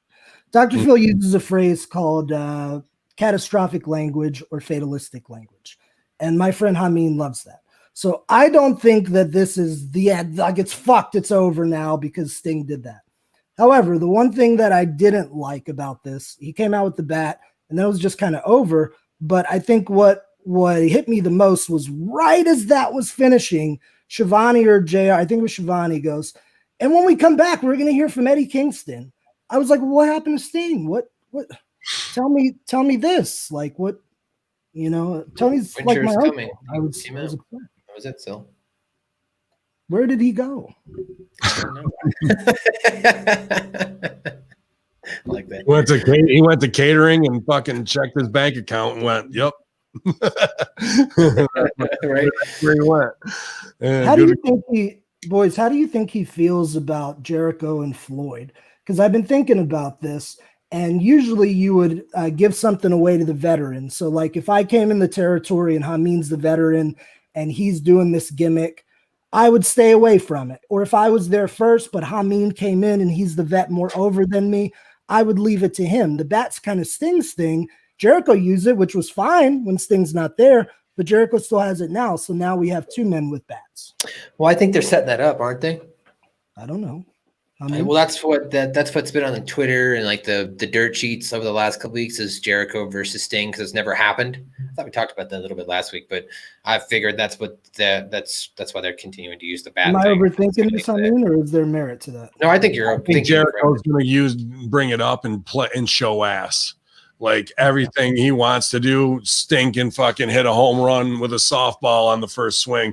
Jericho fucking tries it and fails, and at every little thing of it like that goes to swing at him. Stinger ducks, fucking Kongs the ring post, does the hand sell that way, turns around, Sting woo in his fucking face, bump sell that reaches for his bat again. Then he's got to goes and gets the fucking spike bat out that way. goes to take it over his back. It gets hooked on his jacket. He's fucking showing ass that way. Turns around, Stinger fucking clocks him one time. So you think he's going to do business with it as opposed to him being like, fuck Sting, I'm Chris Jericho. The bat protects Sting from having to wrestle, and there's a lot of bits you can fucking do with it. And if you got the way you set it up perfectly, two guys with that, well, either one guy's gonna give it up, but why would they when we can do a bit, which they love doing bits, and Jericho's fucking great Jericho with prop work, whether it's a jacket, a fucking clipboard, whatever, can get it over. And by God, he can get a fucking bat over. 50 ways to Sunday. Do you think we could get Jericho in the ring, beat up Darby Allin? Jericho's got the bat. He gives Darby one shot. Darby's down. Do you think in 2020 we could get Sting propelling from the helicopter or the top with the bat for him and Jericho to now have the standoff? Man, I don't know. I don't like Sting doing any stunts, bro. I just don't trust any of these guys. I don't trust WWE to have people doing crazy stunts. I absolutely don't trust AEW to be fucking doing it. So let's use an extra fake Sting to come out, and Jericho does it. Then Sting comes from behind. Let's do it in a cinematic thing where everybody's protected. If we got to do it, you know what I mean? There's no crowd there, so what's it mean to lower Sting in? Like, it ain't going to be fucking worth it. So, yes to your idea, but let's do it in a way that we can pass that torch if that's the moment that you want, the anointing. It seems like Marco's stunt. Yeah. All right. Well, following that, we go into commercial break. We come back. Alex Marvez interviews Miro and says that AEW fined him $75,000 for his attacks on security staff last week. Miro says that money is money. However, Orange Cassidy now owes him money. He says that he will face Sunny Kiss on Dark next week, and then that announcement will be made about Kip and Penelope's wedding on Dynamite next week. Marvez asks him about the people Miro put in the hospital last week, saying, "It's Christmas." And Miro said, "Bah, humbug, it's my birthday." So that was your Miro segment. It was pretty rotten, bro. There's like another me with the fatalist language, another absolute waste of fucking time of what you could be doing with this fucking guy, where you got to get over a Versace sweater that's a throwback to a Cosby era because it's fucking cute, and they didn't even put over that it costs $700. Instead, he's the fashionista talking about video games and numbers, and that it's all about this, and that there's a big wedding announcement, and he can barely remember the fucking people's name in the wedding, even though he's the best man. This is the best use of your fucking Russian mauler? Sorry, no, it's not. I think we should get Miro a mouthpiece and have the mouthpiece do the talking and kick the line to Miro to say, "And that's right, I'm going to jam your fucking head up your ass." Get him out. Because Miro is such a beast, man. He's got money written all over him. I'd make him the champ for a period and get someone else over. Who do you put with him? Who do you put with him? Honestly, I would put somebody like you with him. I think you would be the absolute perfect manager for Miro. I'd love to be. Of people there, I do not have an answer to that. I don't know. Well, I mean, unless we made Kip a straight manager. I mean, the perfect person is out there. His name is Sean Daivari right now. He's cut. He looks good. He knows how to cut. You know, I think he could be that Miro. Daivari's a fantastic. Daivari's too jacked. That's a problem right now. He's gonna outshine whoever he's fucking managing, bro. Unless you don't think Miro still looks bigger with him with the clothes on? It would still look okay. Like, hey, I got a good guy. Daivari looked fucking insane on that pay-per-view, bro. Like and the only thing you could do is Muscle Club Crew, where everybody's getting fucking jacked together, and he's the mouthpiece that way, where they're all CT Fletcher and all that type of shit, which would be cool. And Leo Rush. What's that? Leo did a good job with Lashley. Yeah. Yeah, I don't disagree with that either. The only thing with Miro would make him more evil. Yes. A smaller guy makes him bigger. It's just which way you want to fucking choose. And I think Daivari is a good choice. Daivari's a hell of a worker. If you guys want to see a old school fun match, check on YouTube. There's a match with me and Sean Daivari from 2017, I think, somewhere in England. It was a pretty big packed house. We worked about 14, 15 minutes, didn't call shit, just went in the ring, had fun, got each other over. One of my most fun overseas matches. So fans, if you want to see that, check it out. World's toughest Twitch streamer. I'll take Big Sal over Miro. I've got one more suggestion. Since they're going to start crossover, if they're going to buy the company, put fucking Rohit Raju with Miro. I'm just saying. That could absolutely work as well. Fuck, what am I thinking? Don Callis. Maybe Omega needs a muscle. I think Callis is going into business for himself way too much in that sit down, kid, I got this one. The old wrestling promoter talk, because I'm on the inside. And Japan, guys, like that type of shit is so passe and killed that main event, and it's killing the scenes at Impact as well, to be honest with you, bro. It's not real. It's from a good brother time of some bullshit that they're trying to force down people's throats, and it comes off very Kevin Keenan shit to me, bro.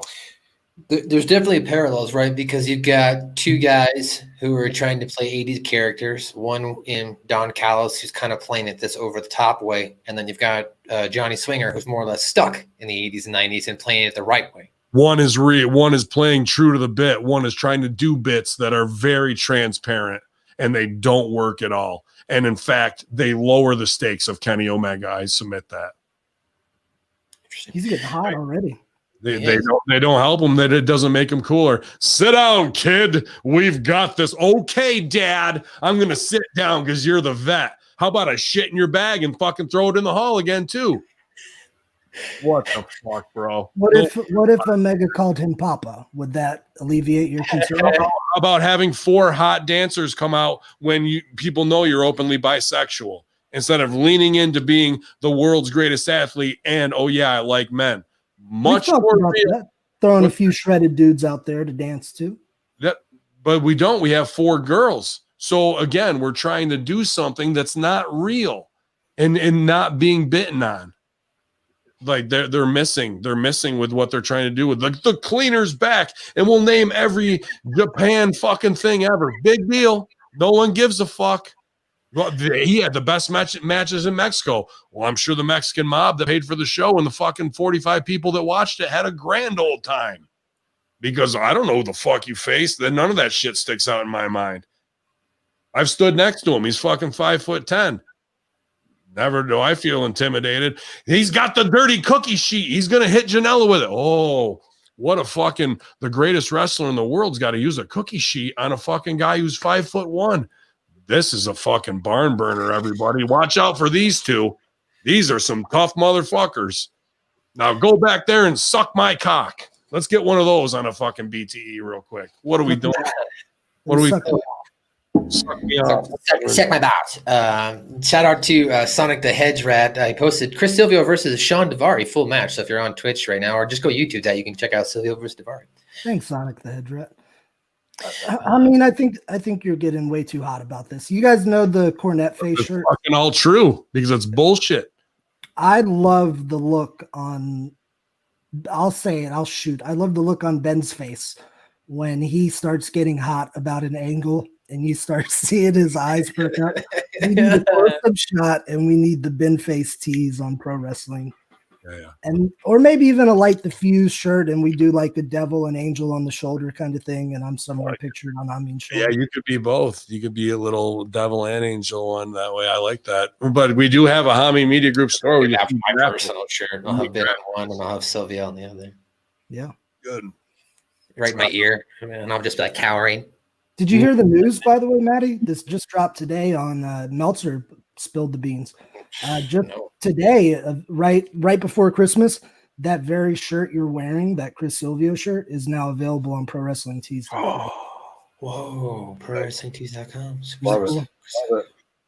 Just heard. Meltzer stooged it off. Breaking news. Well, that's good. I'm glad he's actually putting out valuable information this time.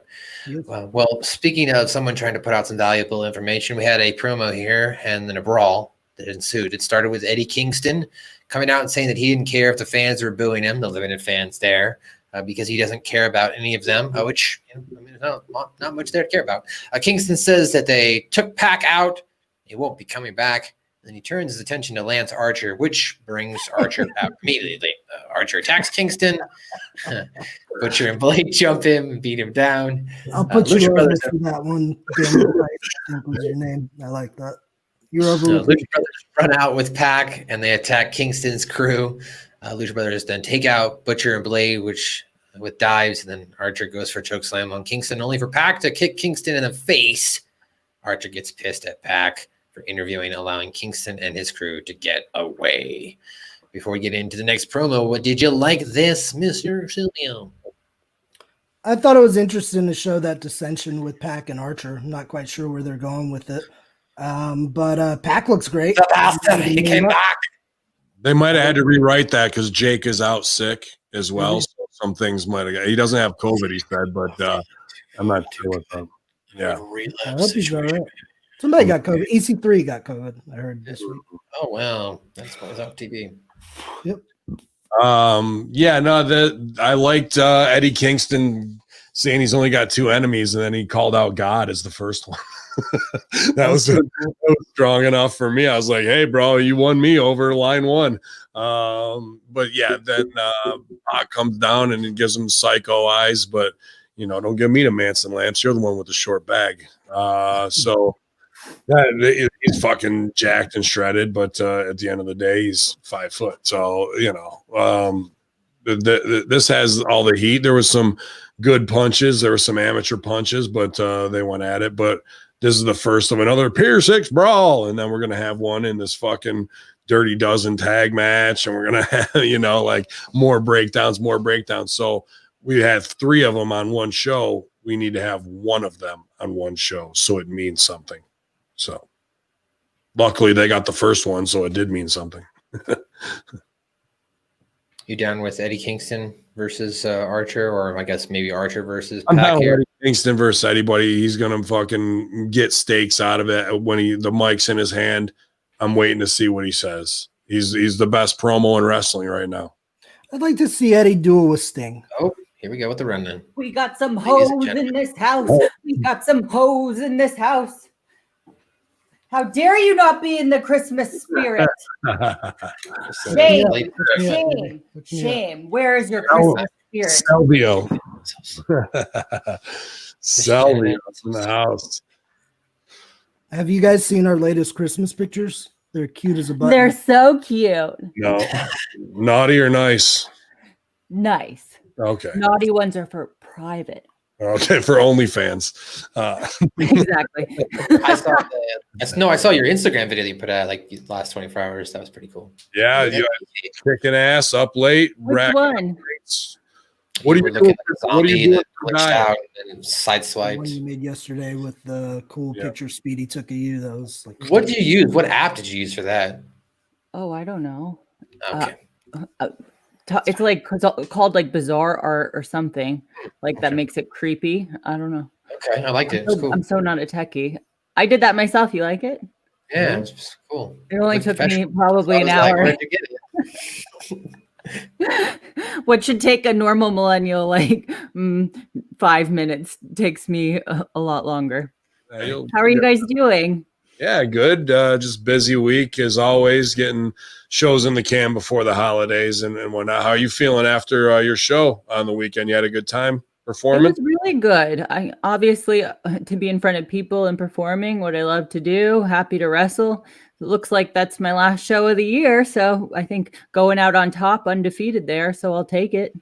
Well, you've had a great fall. When most of us couldn't do anything, you've stayed on track, kicked ass, and made the most of every opportunity that you've worked hard for. So you should definitely be proud going into 2021 to be able to even perform, but to raise yourself up the ladder in a big way. We're all really proud of you.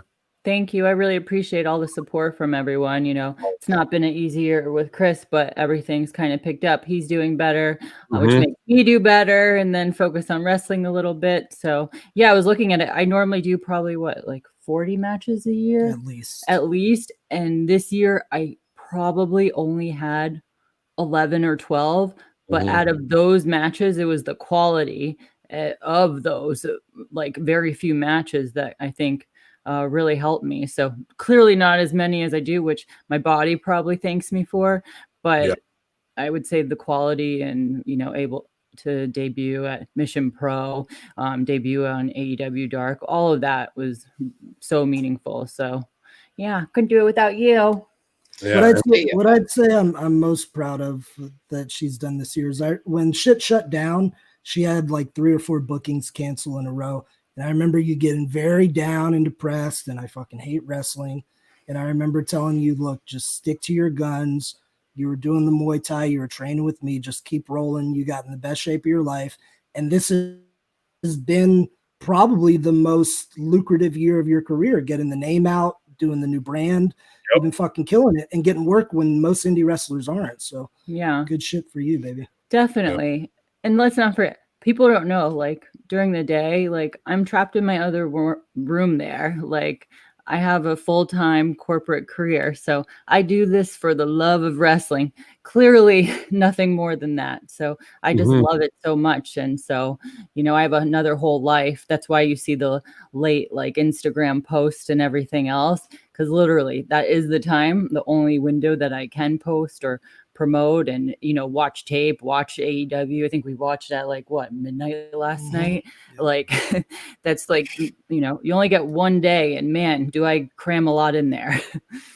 Well, that's what you're living every moment to the fullest. And whether it's being a professional woman or being a professional ass kicker, you know what I mean? That you approach it with the same passion, I'm sure, as we see even when you're working out to prepare for those types of things. And that's work ethic, self-discipline. And overall, my ultimate thanks is taking care of my boy here, because he was not where he is now when he started doing this. And now he's much more cognitive, much more aware. And the Silvio is fully behind the eyes, as far as I'm concerned, are the old days, because I can just tell from the way he sets up and laughs at things, or I can get to him a little bit quicker. I can tell the difference of what's happened. So I'm supremely grateful and eternally grateful for that. Thank you. Yeah, of course. Tell him the big news. You had an awesome agent, and you turned a new fan out of this agent, from what I understand. Oh yeah, so Medusa was our special guest that they brought there at Mission Pro in Texas, and she was there like filming like with the press crew, and she was the agent for my match. She probably doesn't remember me. She's so sweet for pretending. She was my agent back in 2017. I did like a Rise Shimmer weekend, and she agented a match that was probably dreadful. But I was probably 45 pounds heavier back then, and I wasn't as, technically sound in the ring. Oh, you've turned the corner of like getting it, and it takes that long. But you're in the sweet spot. Go ahead. Sorry. No, but you're fine. But yeah, I was so dope. And she's told me that she like loves my character and basically keep doing what I'm doing. So coming from her, I'm like, oh, no, amen. And then I didn't even know she lives in Florida. So I was like, of course, like, can I get your number? Let's hang out. But yeah, she lives in Ocala, which isn't up north from me. But yeah, if she's ever in town, I'm like, yeah, maybe she could come to Silvio's training and hang out. But it was an honor just to be around her again and, get some feedback from her. And, it was good, positive feedback. So again, positive trajectory going into next year. So I'll end on that high note. Awesome. And yeah. And it was nice to see Serena in the ring last night and watching the ladies do well and kick butt last night. Can I just say that I think that's the best the tag team division has looked, minus, of course, when I was on AEW Dark, of course. There was some nice butts in the ring to be kicked last night as well. I was checking them out. Wait, which one? Do you mean during the Dynamite Dozen match? Probably about the Dynamite Jericho. Yeah, But Merry Christmas. Make some cookies and enjoy a little bit of carbs, and then work your ass off again. We're keep going. Will. Chris and I are hosting an early Christmas family get together. We are hosting for the first time for my family this weekend. They're going to come down a little earlier than normal. So yeah, wish us luck getting through all that. I'm probably going to make his head explode, but we're going gonna try to give it our best. I'm gonna need a couple of drinks. Awesome. Yeah, more than carbs. You guys earned it, man. Keep kicking ass. Go ahead. What's that, buddy? Oh, I just said eggnogs galore. That's all. Oh yeah. I've never had eggnog. Might be worth a shot. We'll give it a try. Not my bad. Keep up the great work, baby. Thank you. You Thanks guys for keep up the stopping good in. show and the recaps. I love doing my run-ins with you guys. So happy holidays. Always. I love you guys. I love that you support this man. So thank you so much. Keep it going. Absolutely. All Give him right. a I'm big, gonna go give him now. a big 5-pound bag of coal and just leave it under the tree, please. That'd be course. wonderful. We'll do a guess. How many wrestling related gifts do you think he'll have under the tree? What's the poll? All of them. 8. I'll let you know. He's not allowed to know, but he'll show and tell in the new year for sure. But wishing you guys well, man. Stay healthy. You Stay too. safe to your families. Keep kicking ass. You're a big inspiration. Thank you. I'm gonna go because there's some hoes in this house. Some hoes in this house. Hey. You're welcome. Silvio, my dad's a big fan of Evan Williams and eggnog. It's his annual thing. He likes to drink that around the Christmas holiday. I like some Evan Williams. I can get down with that. Me too. Yeah, that's pretty good. Well, as you mentioned, before we get into this big tag team match, there was a quick promo from Dustin saying 7 didn't work back then and 7 won't work now, and I'm going to take out the Dark Order one by one. So it's kind of a quick. It was a good promo. It was an intense promo. I really like, even though the colors are dark, I like the Darth Maul painting. Yeah. That shit's badass. He's got fire. Mm-hmm. Well, after that, we got the big match. As it was announced on the top of the show, and you also announced that in the Friday locker room. Wardlow had a family emergency, so due to that, Brandon Cutler was also pulled from the match. Now There's just making one it. hoe that he wanted to show. He's ready to go. He's ready to get out on the ice. It's adorable. Awesome. The number one hoe in the house. Monroe. Do you love those titty rolls? Got to watch the video to see the adorable dog. Chihuahuas in the house, you guys. Yeah, exactly. Well, big old match now turned into just a 12-man instead of a 14. So there you go. We got Inner Circle, all of them: Jericho, MJF, Ortiz, Hager, and Guevara taking on the Best Friends, Varsity Blondes, and Top Flight.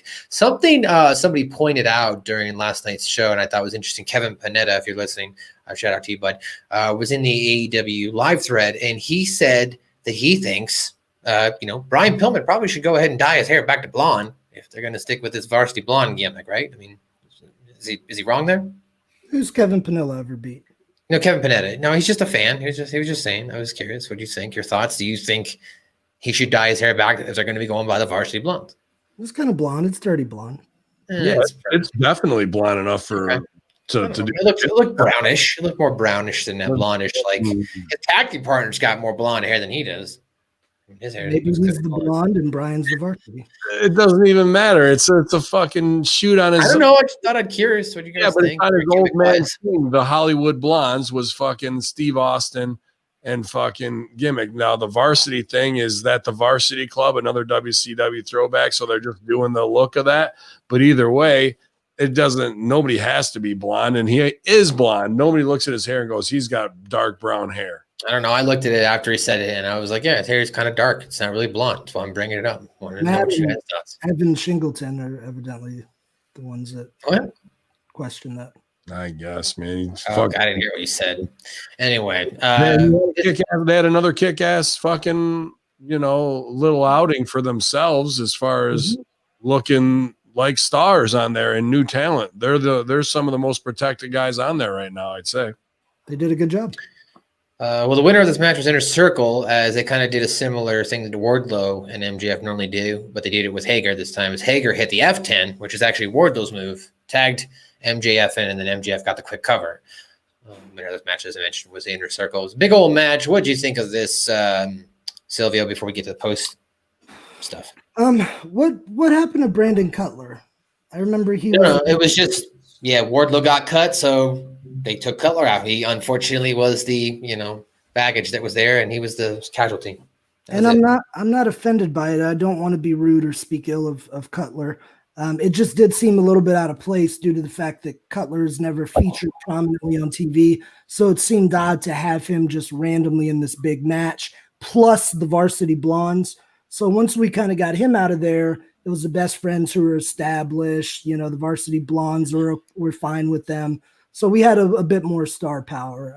I was just wondering why they did that switch with. Well, the only thing I can think of, I guess, is that there are other new guys. the only thing I can think of is that Brandon Cutler is associated with the Best Friends from BTE, and so they're always doing skits together. So maybe that's why. One more time on this podcast. Say BTE one more time. Say BTE. One more. Say one again. Okay. Yeah. All right. Anyway, well, that's my only logical conclusion is that's why he was in the matches, because he has the affiliation. As I mentioned, Inner Circle gets the victory. Any thoughts, Double H? Is Cutler being out and Wardlow being out BS for the heat from JR with Cutler in the fucking dressing down of the bullshit and not taking notes? What happened?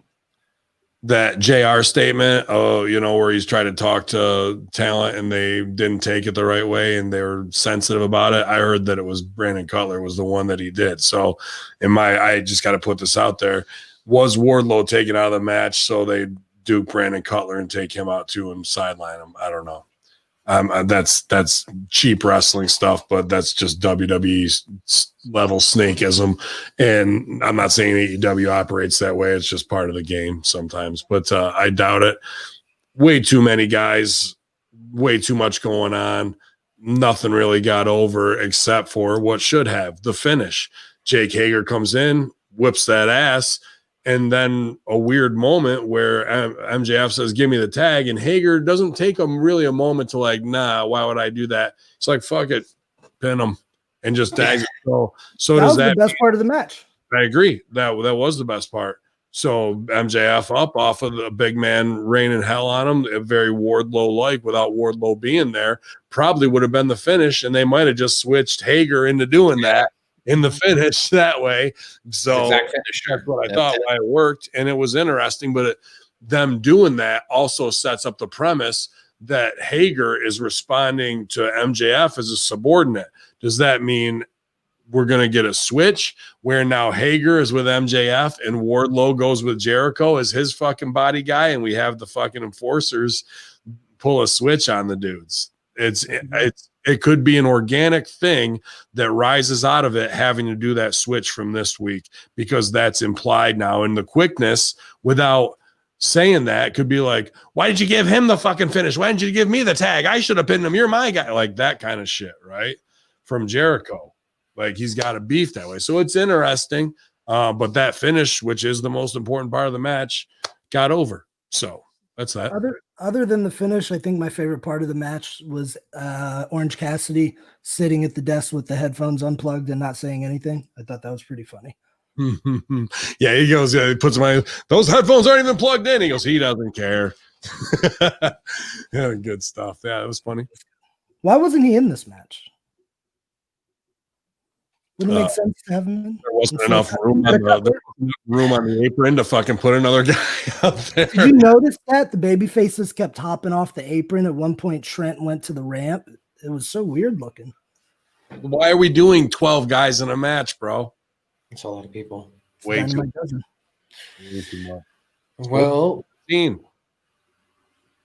Well, we've got Top Flight chasing off Jericho and Hager afterwards with drop kicks. They continue to beat Garrison down after the match. That was the post-match stuff. Backstage, we went to Thunder Rosa. She cut a really good promo. She says that Britt Baker put her nose into her business, and the way she put her big nose into her business, and that's why she's going to go ahead and beat her ass.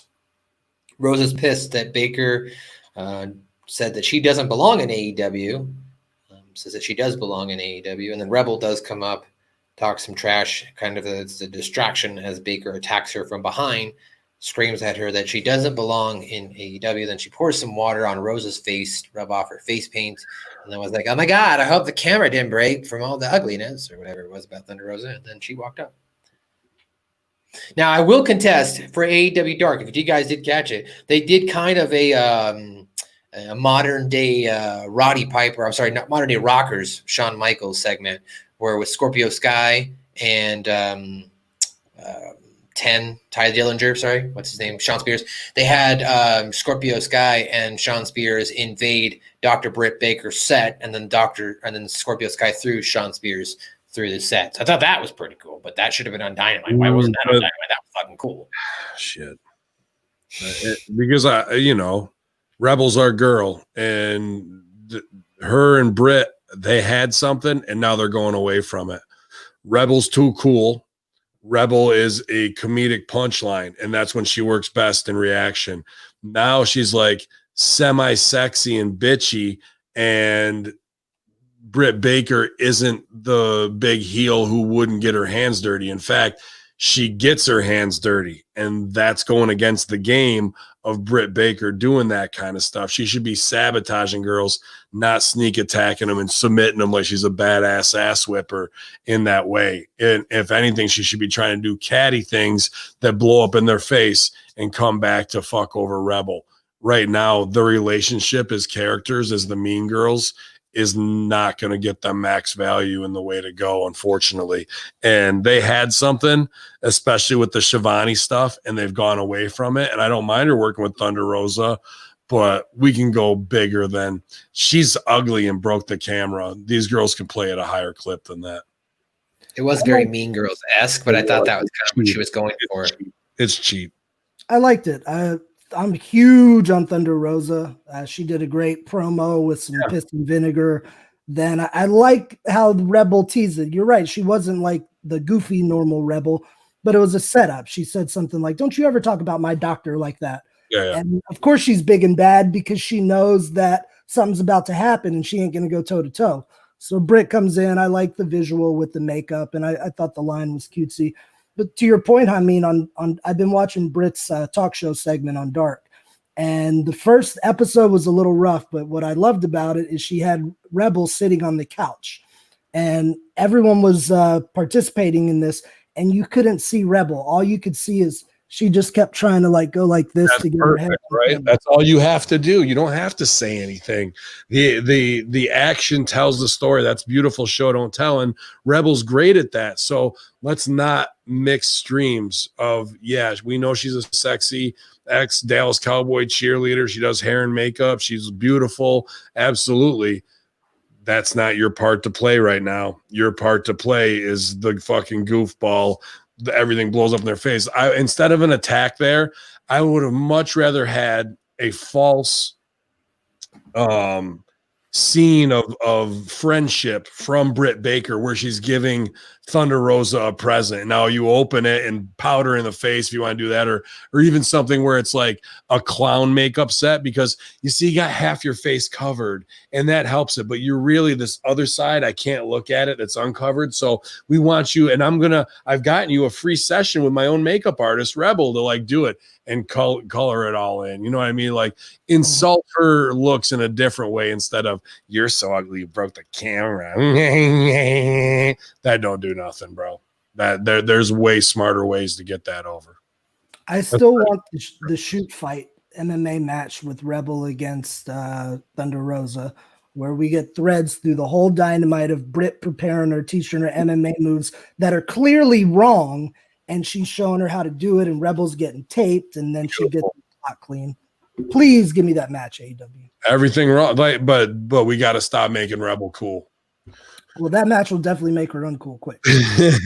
Rebel without a clue. Anyway, so we move on to SCU, who's 4-4, taking on the Acclaims, the Anthony Bowens and Max Caster, who are now 7-1.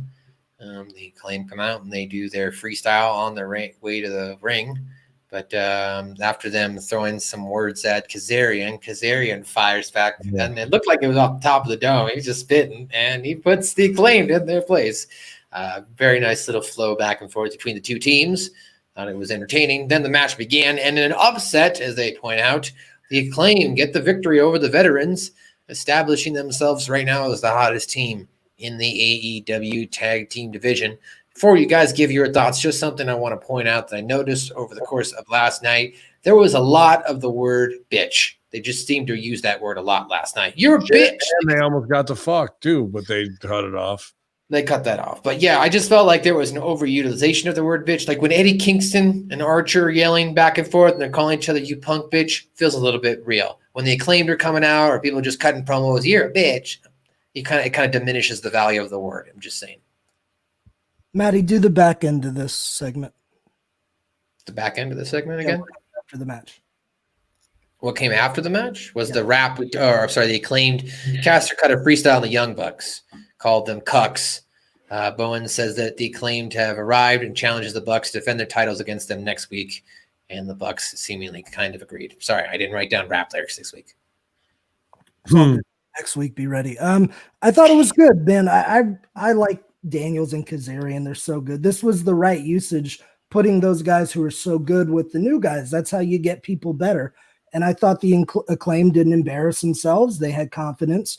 They went out there, they did, their thing, and they did a pretty good job overall. The interesting part of that was at the tail end when we saw that frustration with Kazarian and Daniels. I think there's so much that Kazarian still has left to do, so maybe we'll get to see that manifest in some way if he splits from Daniels, because they're really not doing fuck all with SCU right now. Yeah, that shit's jumped the shark where he comes out and tries to get over the Freddie Mercury shit. It's not working, and you could see he was trying to commit to the bit. He still looks great. He's Chris Daniels. I mean, come on. And Kazarian did the Kurt Angle rap bit back and got it over, and he got over huge with it. And I was shocked at this finish because these are two good-looking, jacked, young guys, which equal babyface, even though they're trying to get heat on the mic. So their raps aren't really hard enough to be like heater raps, and they're fucking pretty Dr. Seuss Mother Goose shit for fucking white breads, But then they go over with a fucking speaker heel shot finish, and that's the finish. And every other match I've seen in AEW the last 6 weeks has a weapon shot, and then they kick out and don't go into the fucking finish. So I was like, yes, we fucking use the speaker. I was kind of confused, but now these guys are heels because they went over the heel finish, and the Bucks were supposed to be heels, but now they're back to baby because they're the champs. So at least we're getting someplace with it. And then the rap shit worked because they're working their gimmick after the match that way. I like this finish, and both these fucking kids are blue chip athletes, bro. Daniels and Kazarian for you. They knew, fuck, that's it. We don't need anything after that. They know, bro. Exactly. And that should be the lesson that the agents take, because these girls matches, we've seen them run in, whack them with the fucking gimmick, and then they go another 5. And now the weapons shot and the heat meant nothing. Here, it was perfectly placed and got it over. We need more of that, of Daniels and Kazarian and those guys. I was listening to Jericho's podcast recently, and he was talking about how he gives advice that he got from guys like Pat Patterson to people like the Bucks and so on and so forth. And I feel like a lot of wrestlers of our generation can close their mind. And I remember when I was first starting, I'd be like, what the fuck does this guy know? I'm going to do my shit, until I got humbled and realized, okay, I need to fucking listen.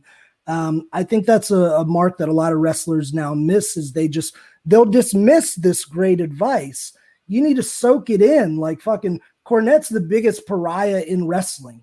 I listen to his podcast because whether I agree with him or not, I often disagree with him. It's knowledge, and you can grab some tidbits there. I listen to Bruce. I can get tidbits. Jericho, tidbits. All of this. Like, wrestlers need to listen to everything, filter it out, decide what works and what doesn't. Because clearly, based on that finish last night, fucking old school fundamentals worked. Well, let's get into probably one of the best matches of the night, and that was the women's match, as Jenna alluded to when she did her run in here.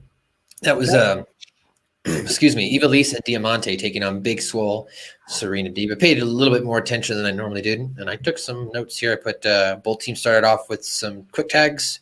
Swole hit a backbreaker and then a backdrop, and then Diamante hung up Swole on the ropes before hitting a German suplex. They went to commercial break, and then the end of the match, we saw, Swole hitting the Tiger Bomb, locked Diamante into the Cloverleaf, and then Deeb jumped in, keeping Eva Lise from interfering, and the Diamante tapped out. So the winner of this match was Swole and Deeb via submission. What do you think, Silvio? I wrote down best match thus far of the night, and it would be the best match of the entire show. Yeah. Serena, yes, we're biased, but Serena is insanely good. Just, I mean, watching her in there, like, it's not a woman. She's an insanely good pro wrestler. Evie and Dynamite, Evie's experienced and she's great. Her and Diamante as a team, I like it. But whether Serena was the glue or not, or all things aligned, for whatever reason, the four of these women were in sync. And it was a good back and forth match. People sold. Everything made sense for the most part. There was no egregious shit. That spot you mentioned with the German hang spot, that looked fucking great. The finish made perfect sense where Serena dives across the ring to block the other person from getting in. It was so simple but good, and it got everyone over and everyone shined. The heels looked good, Swole looked good, and Serena still looks like a champ. Yeah, before you jump in, I also forgot to mention Deep did that like that Indian Deathlock, right, on Eva Lise. Suplex, yeah. Right, and then caught her for the Northern Lights. Yeah, that was pretty cool. Yeah. Mm-hmm. Go ahead, Ben. Yeah, she's okay. All right, that's pretty good. Next match. You want me to tear her down? Do more in your entrance. Not that I need more deep, but I want more big. I want to see how big you can make your body. Right now, she's coming out looking like a pro, but I want to see the march of a UFC champ to the ring from her. Big Swole got over great in her entrance. Remind me of Deion Sanders. Very much the same energy that Neon Deion had in his prime in the early 90s. And I think she gets it character-wise and where she needs to be. Wrestling-wise, she'll get there. It's just going to take time. Serena is the best wrestler on TV on any show right now, anywhere, everywhere. There is no one as good as her. But that's wrestling. Still need to work with her on character and promos, and we'll get her there, and she will be the complete package that, and hopefully have the opportunities to shine that will shine the entire business, not just AEW. So, well, following that, Nyla Rose came out and attacked Deeb and Swole, but then Velvet Rose came out with the chair and she cleaned house, and I liked that she dyed her hair. And very first thing I said was, okay, well, now she doesn't look like Brandy, so now I can tell her apart. So good for her. Changed up her look a little bit, so that was good. And now her hair is red, so red velvet kind of makes more sense. That being said, we then got a video package highlighting the Jurassic Express. They are going to face off against the Dark Order next week, which pisses off FTR as they come out, interrupt the announcers, and basically said that they're the Sideshow tag team, that they're the best tag team in the world, and they ranted about Jurassic Express being in their crosshairs now. Just a quick little thing, I guess, to insert FTR. After that, we get to the main event, which you mentioned it. Don Callis came out, tried to big league. I got to go back to Serena and then when that shit went down, because this is one thing that should be a hard and fast rule, and but it popped me no matter what. And JR put Debo over perfectly in the beginning of that match, by the way, too. Vicky Guerrero laying boots in on Serena. Just like tap, tap, but she's trying to. This is where Tony Khan doesn't know, like, what you have. Vicky Guerrero. Vicky Guerrero's a queen. She doesn't get her hands dirty. She has Nyla Rose to do all that stuff. She points and directs. You don't bump Vicky Guerrero. Vicky Guerrero doesn't put her hands on nobody unless you got them laid out and crucified, and Vicky's going to give them one big dressing down and a big slap. That's the only time Vicky Guerrero gets her hands on anybody. Vicky Guerrero does not come out and throw shitty kicks on the fucking NWA Women's Champion. Like that it's so rotten that it's fucking hilarious. Like, that's how you have a doctorate level wrestler in the ring. And I got to put over Eva Lise and Diamante. They did a good job too. They did great. Diamante Diabute, that she had it out there. I would like to see Diamante do something with her hair, because I can't see her face. It's all in her face the whole time. So let's do some fighter cornrows or something along those lines that lets her highlight, because she really worked her ass off in there, and to not get the shine on her face, that's something that needs to be addressed. But no, this is amateur baby booking, and let's from now on fully protect Vicky Guerrero, please. She is a property way too big to be doing that kind of shit, and it goes against everything she would do. Vicky Guerrero wouldn't go on and just start kicking the shit out of Serena Deeb, man. Come on, guys. It's all right to say no to people who don't know what they're doing because you're saving them from themselves. Okay? Let's do a little bit of that too. That's all I remember thinking is, why is Vicky Guerrero throwing kicks and doing a run-in? Like, Nyla just come in and double clothesline, and Vicky shut up. That's it. And Vicky, instead, Vicky, you're going to get in there and you're going to kick her 4 or 5 times. Like, those kicks were great, though. So good. Man, they were, bro. It was so good. It made me laugh my ass off. I texted her and she said I popped too. But yeah. Oh, shout out. Yeah, man. Sorry, go ahead. The main event, Matt. Go ahead. Yeah. So okay. So Janela, it's Joey Janela versus Kenny Omega. But as I mentioned, in a no DQ match, but Don Callis comes out first, yelling at Tony Schiavone. Look, I got the name right, and said to Schiavone, "Look, kid, get out of my seat. Get out of here. I'm taking over." And Schiavone basically says, "You can kiss my ass," because that popped me. Mm-hmm. And Callis says, "Fine, I'll just call the match from abroad." So that's what happens in this. Let me just time out here on this. I've done this spot, not that where I go to Schiavone, let me on the mic, and then he tells me to kiss my ass and buries me as a heel, because that was fucking not the thing to do. But where you try and call the match on the live mic while it's going on, this never works. I've tried it twice, and because I wanted to see if I had it, and in this scene it didn't work, and I've seen it in others where you try and do commentary over the house mic. You interrupt the performance of what's going on in the ring, and the focus is on you instantly, and it never works. And it made Callis look more egregious. It didn't add to this match at all. Well, that was going to be my question here, as I was going to set this up for this match. Is Kenny Omega did it too? As he basically grabs a mic and he's wrestling while he's talking. Now, it worked. And my question to you is, how hard is it in general? You're already focused on performing to then hold a microphone while you're doing it, and to the detriment of this match, I believe, because of that, Kenny Omega was a little careless here in this match. And when he did that moonsault off the second rope and came down, the trash can came down right on Janela's head, and it looked like he got cut a little bit. So to me, it looked like because he was trying to do too much here in the match, Janela took kind of a bump here. I mean, am I wrong? Did I not see? Did I miss that? Or am I overanalyzing? I didn't see it. No, it was nasty. You're right, Matt. Okay. And it does suck when you're got to focus on wrestling. There's a time to promo. There's a time to wrestle. There's a time in the wrestling match to do character when the baby's down and you got to get the crowd up. But that's not necessarily let's stop, say some words, go back while I'm blown up, think where I am. The timing of wrestling doesn't go bump, bump, bump, words, bump, bump, words. Like that's not how it goes. So like I said, these types of things are always destined to come off awkward. Like, and this did. And the fact that if Kenny Omega is the best wrestler in the world, he can't beat the trash bag Florida South, trailer park guy in fucking 2 minutes. If he's Mr. New Japan, I beat Jaka Hashimoto fucking 14 times in the G14 Classic or whatever the fuck. Like you can't beat him with a cookie sheet, garbage can, table spot. Like it takes all that to beat him. No, he should have out wrestled him. Bing, bang, boom, V trigger. I'm not doing any of this shit. And that's why I'm the best. And you're a scumbag. Instead, we go through all this so Callis can try and do lines that aren't getting over at all, bro. Yeah, I was going to say to the DQ match itself, I could see why Joey Janela, if you're going to play into his match, he's going to survive these hardcore barbaric weapons because he's used to chucking himself off a roof. From a storyline standpoint, though, I probably would tend to agree. Kenny Omega, if he's the best wrestler, should have came out here, out wrestled him, and then they probably should have done post-match promos and all that. But Silvio, what do you think?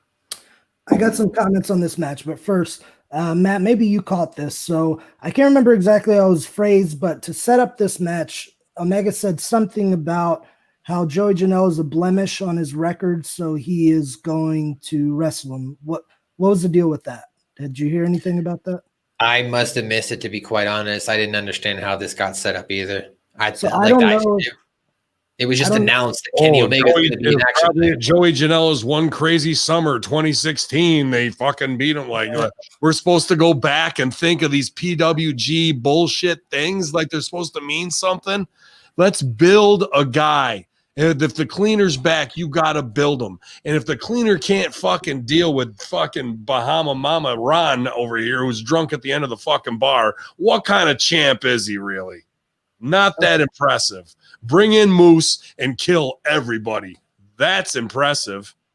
So with that said, I really like this segment, and here's why. And here's why I think it made sense. Oof. This harkened me back. Jerry Lawler used to do this gimmick, and he did it very well, where he would do commentary during the match and whoop people's ass. Terry Funk did it as well, so it's old school. I actually have a student that has a boisterous gimmick, and I suggested he do this sometimes in get over matches to get him some heat. So when I saw it, I was like, fuck yeah, they're thinking old school. I love it. And I was like, fuck, he beat my boy to the punch. I liked Callis because he was annoying. However, I feel like Omega kind of overshadowed him on the promo. I thought when Omega would say his lines, Kenny was speaking very well. And he was vicious. He looked like an asshole. Omega's leaning into the heel, and I like it. And he whooped Joey's ass the whole time. He gets him up for the one-wing angel. Joey does the reverse Frankensteiner. Kenny goes out to the floor. Sonny grabs a table, and Joey jumps on it through it. They get back in the ring. So Janela did two things to him that Omega did probably 10 earlier. Then they get in the ring. Kenny cuts him off. V-trigger finishes him strong. So he whooped Joey's ass like Joey was an underneath guy. And Joey still got to do his hardcore thing and get a couple things in. Something about this Omega package is interesting. It's the hot hand. When he came out, I'm not easily impressed. When he came out, he had my attention and my interest, not just watching to say, let me see what these motherfuckers do. There is something interesting about this, man. This is the hot hand in wrestling. Shit, bro. They at the end of AEW, they ended up laying out Motor City Machine Guns and fucking Rich Swann with the Good Brothers and them doing fucking Briz Cliz is back, Biz. They should have fucking started this match, come out, killed fucking Janela, put him through a fucking table if he needs to take his big bumps. Gallows could fucking choke slam him off the top rope if he wants. I don't give a fuck. And then out comes FTR. Here come the boys that way or here come Motor City Machine Guns on the fucking show to Pier 6 once again to get these next business over. They left guys laying, and then they should have brought those dudes in to show that there's a bigger outside force, but they're not doing any of the crossover in the spots that they want to. The only crossover is Don Callis. So is Don Callis Impact and getting over? Is Don Callis going to pay off anything in the ring? No. So we're not getting max value at all, dude. And on paper, no one's going to go, you know what? Janela's going to beat fucking the cleaner tonight. We don't even need to see the match, dude. And then we didn't even cliffhang it and edit at the highest point. Now you got to think about this, man. You have some good points, but you got to have patience. If they would have done that, the Good Brothers come out and the guns are laid out and this and that, where do they go now? I have confidence that they're going to do a logical, slower build so they don't shoot their whole load. If they hotshot this right away, the angle's done in 3 weeks. Once you get the match in the ring, it's over. Those logical being the elite builds that they're I'm not talking about being the elite. We know I don't watch that show. Well, that's they're not going to do it right. I think they will, and I stand by it, man. AEW, the numbers don't show that. They were up to 995,000 with Sting. Now Sting comes out and points a bat at somebody. We're at 806,000. We lost 19%. They were up 400% at Impact, and now they're way back down again because the creative does not leave people enticed to come back for other things or to do the cool crossover business of the, oh my God, he's here, and the radicals, and these guys are showing up, and it's perfect. Like, this isn't happening, going back and forth, crossing lines for the open door policy that this should be. The Bucks need to go over there. These guys need to come here. They need to do the Bullet Club reuniting, Briz Cliz, while they lay somebody out and show they that did it on Impact, so it's gonna come. I think they're gonna bring it over, man. So I mean, just to wrap this up, the scene as well. Afterwards, Callis continued on, and then Pat came out and told Kenny, "We've got unfinished business, but I'm not being selfish here tonight. I'm actually here to talk about the fact that Phoenix technically never lost in the tournament, and I've gotten the approval from Tony Khan. So on December the 30th, Kenny Omega will defend the AEW World Championship against Phoenix. Kenny Omega has a temper tantrum as we go off the air." That's how AEW ended. Any final thoughts? Here's why AEW is the hot hand, okay? And I mean, you may disagree on the Impact part. After the pandemic, every single wrestling show decreased in quality. AEW Dynamite got better. I've seen the best AEW shows post-pandemic. Raw in pandemic is what it is. SmackDown is what it is. they're not marking out for their crowd and Impact's done some cool angles and stuff, but I can't watch the show because it's dead silent. Dead silent. And that shit sucks. NXT was one of my favorite shows. Same thing, post-pandemic, it doesn't have the feel. AEW has been able to put a good wrestling show that doesn't matter if it's a crowd there. They're the hot hand. Mark my words, man. They're coming for them. I don't know what's going to happen. They should. There's plenty of strategies that have nothing to do with creative or in-ring right now that they could do to really strike against them, and they're not doing Wait till CM Punk shows up on Wednesday night. Well, I was going to say, normally, of course, we record even earlier, so we're not usually live to get the numbers. But as Ben did put up there, the numbers did come in for the ratings last night with AEW, and I pulled it up here on ShowBuzz. AEW clocked in total at 806,000 views with 0.43 in the demographic, and NXT came in at, I believe it was 766,000. With 0.25 in the demographic. Now, you brought up at the beginning of the show, Ben, that they should go head to head with Raw. Raw this last Monday with their, their low 1.4 rating, they had a 0.49. So they only beat out AEW by 0.6 points, 60,000 people essentially. I mean, all that's cute, but that don't matter to me because go over there and run against them. If you're running against the developmental now, which makes no money, NXT's a $40 million a year loss leader. So you're running against the ribs on you. They're willing to sink money no matter what. Why not take your product and kick them in the nuts where it really counts with USA Network? And if you could pull Raw, even if you can pull 500,000 people, even if your numbers are down, to pull Raw under 1 million is more important than winning against NXT. A far greater battle and victory is to knock them off of King of the Mountain, off the hill. Not for you to ascend yet and be at the top of the mountain. You got to pull them down. And here is your chance to do it. And not doing that shows a lack of business acumen, in my opinion. Bro, if they ink CM Punk and put him against Kenny Omega in a title chase, that's Monday Night Business right there. I don't disagree. But guess what? You can't have Joey Janela going 15 minutes with the fucking guy you're trying to make if you want to fucking make him believable against CM Punk. We got to have strong wins. We got to have them. To be fair, Joey went about 6 or 7, but I agree with you.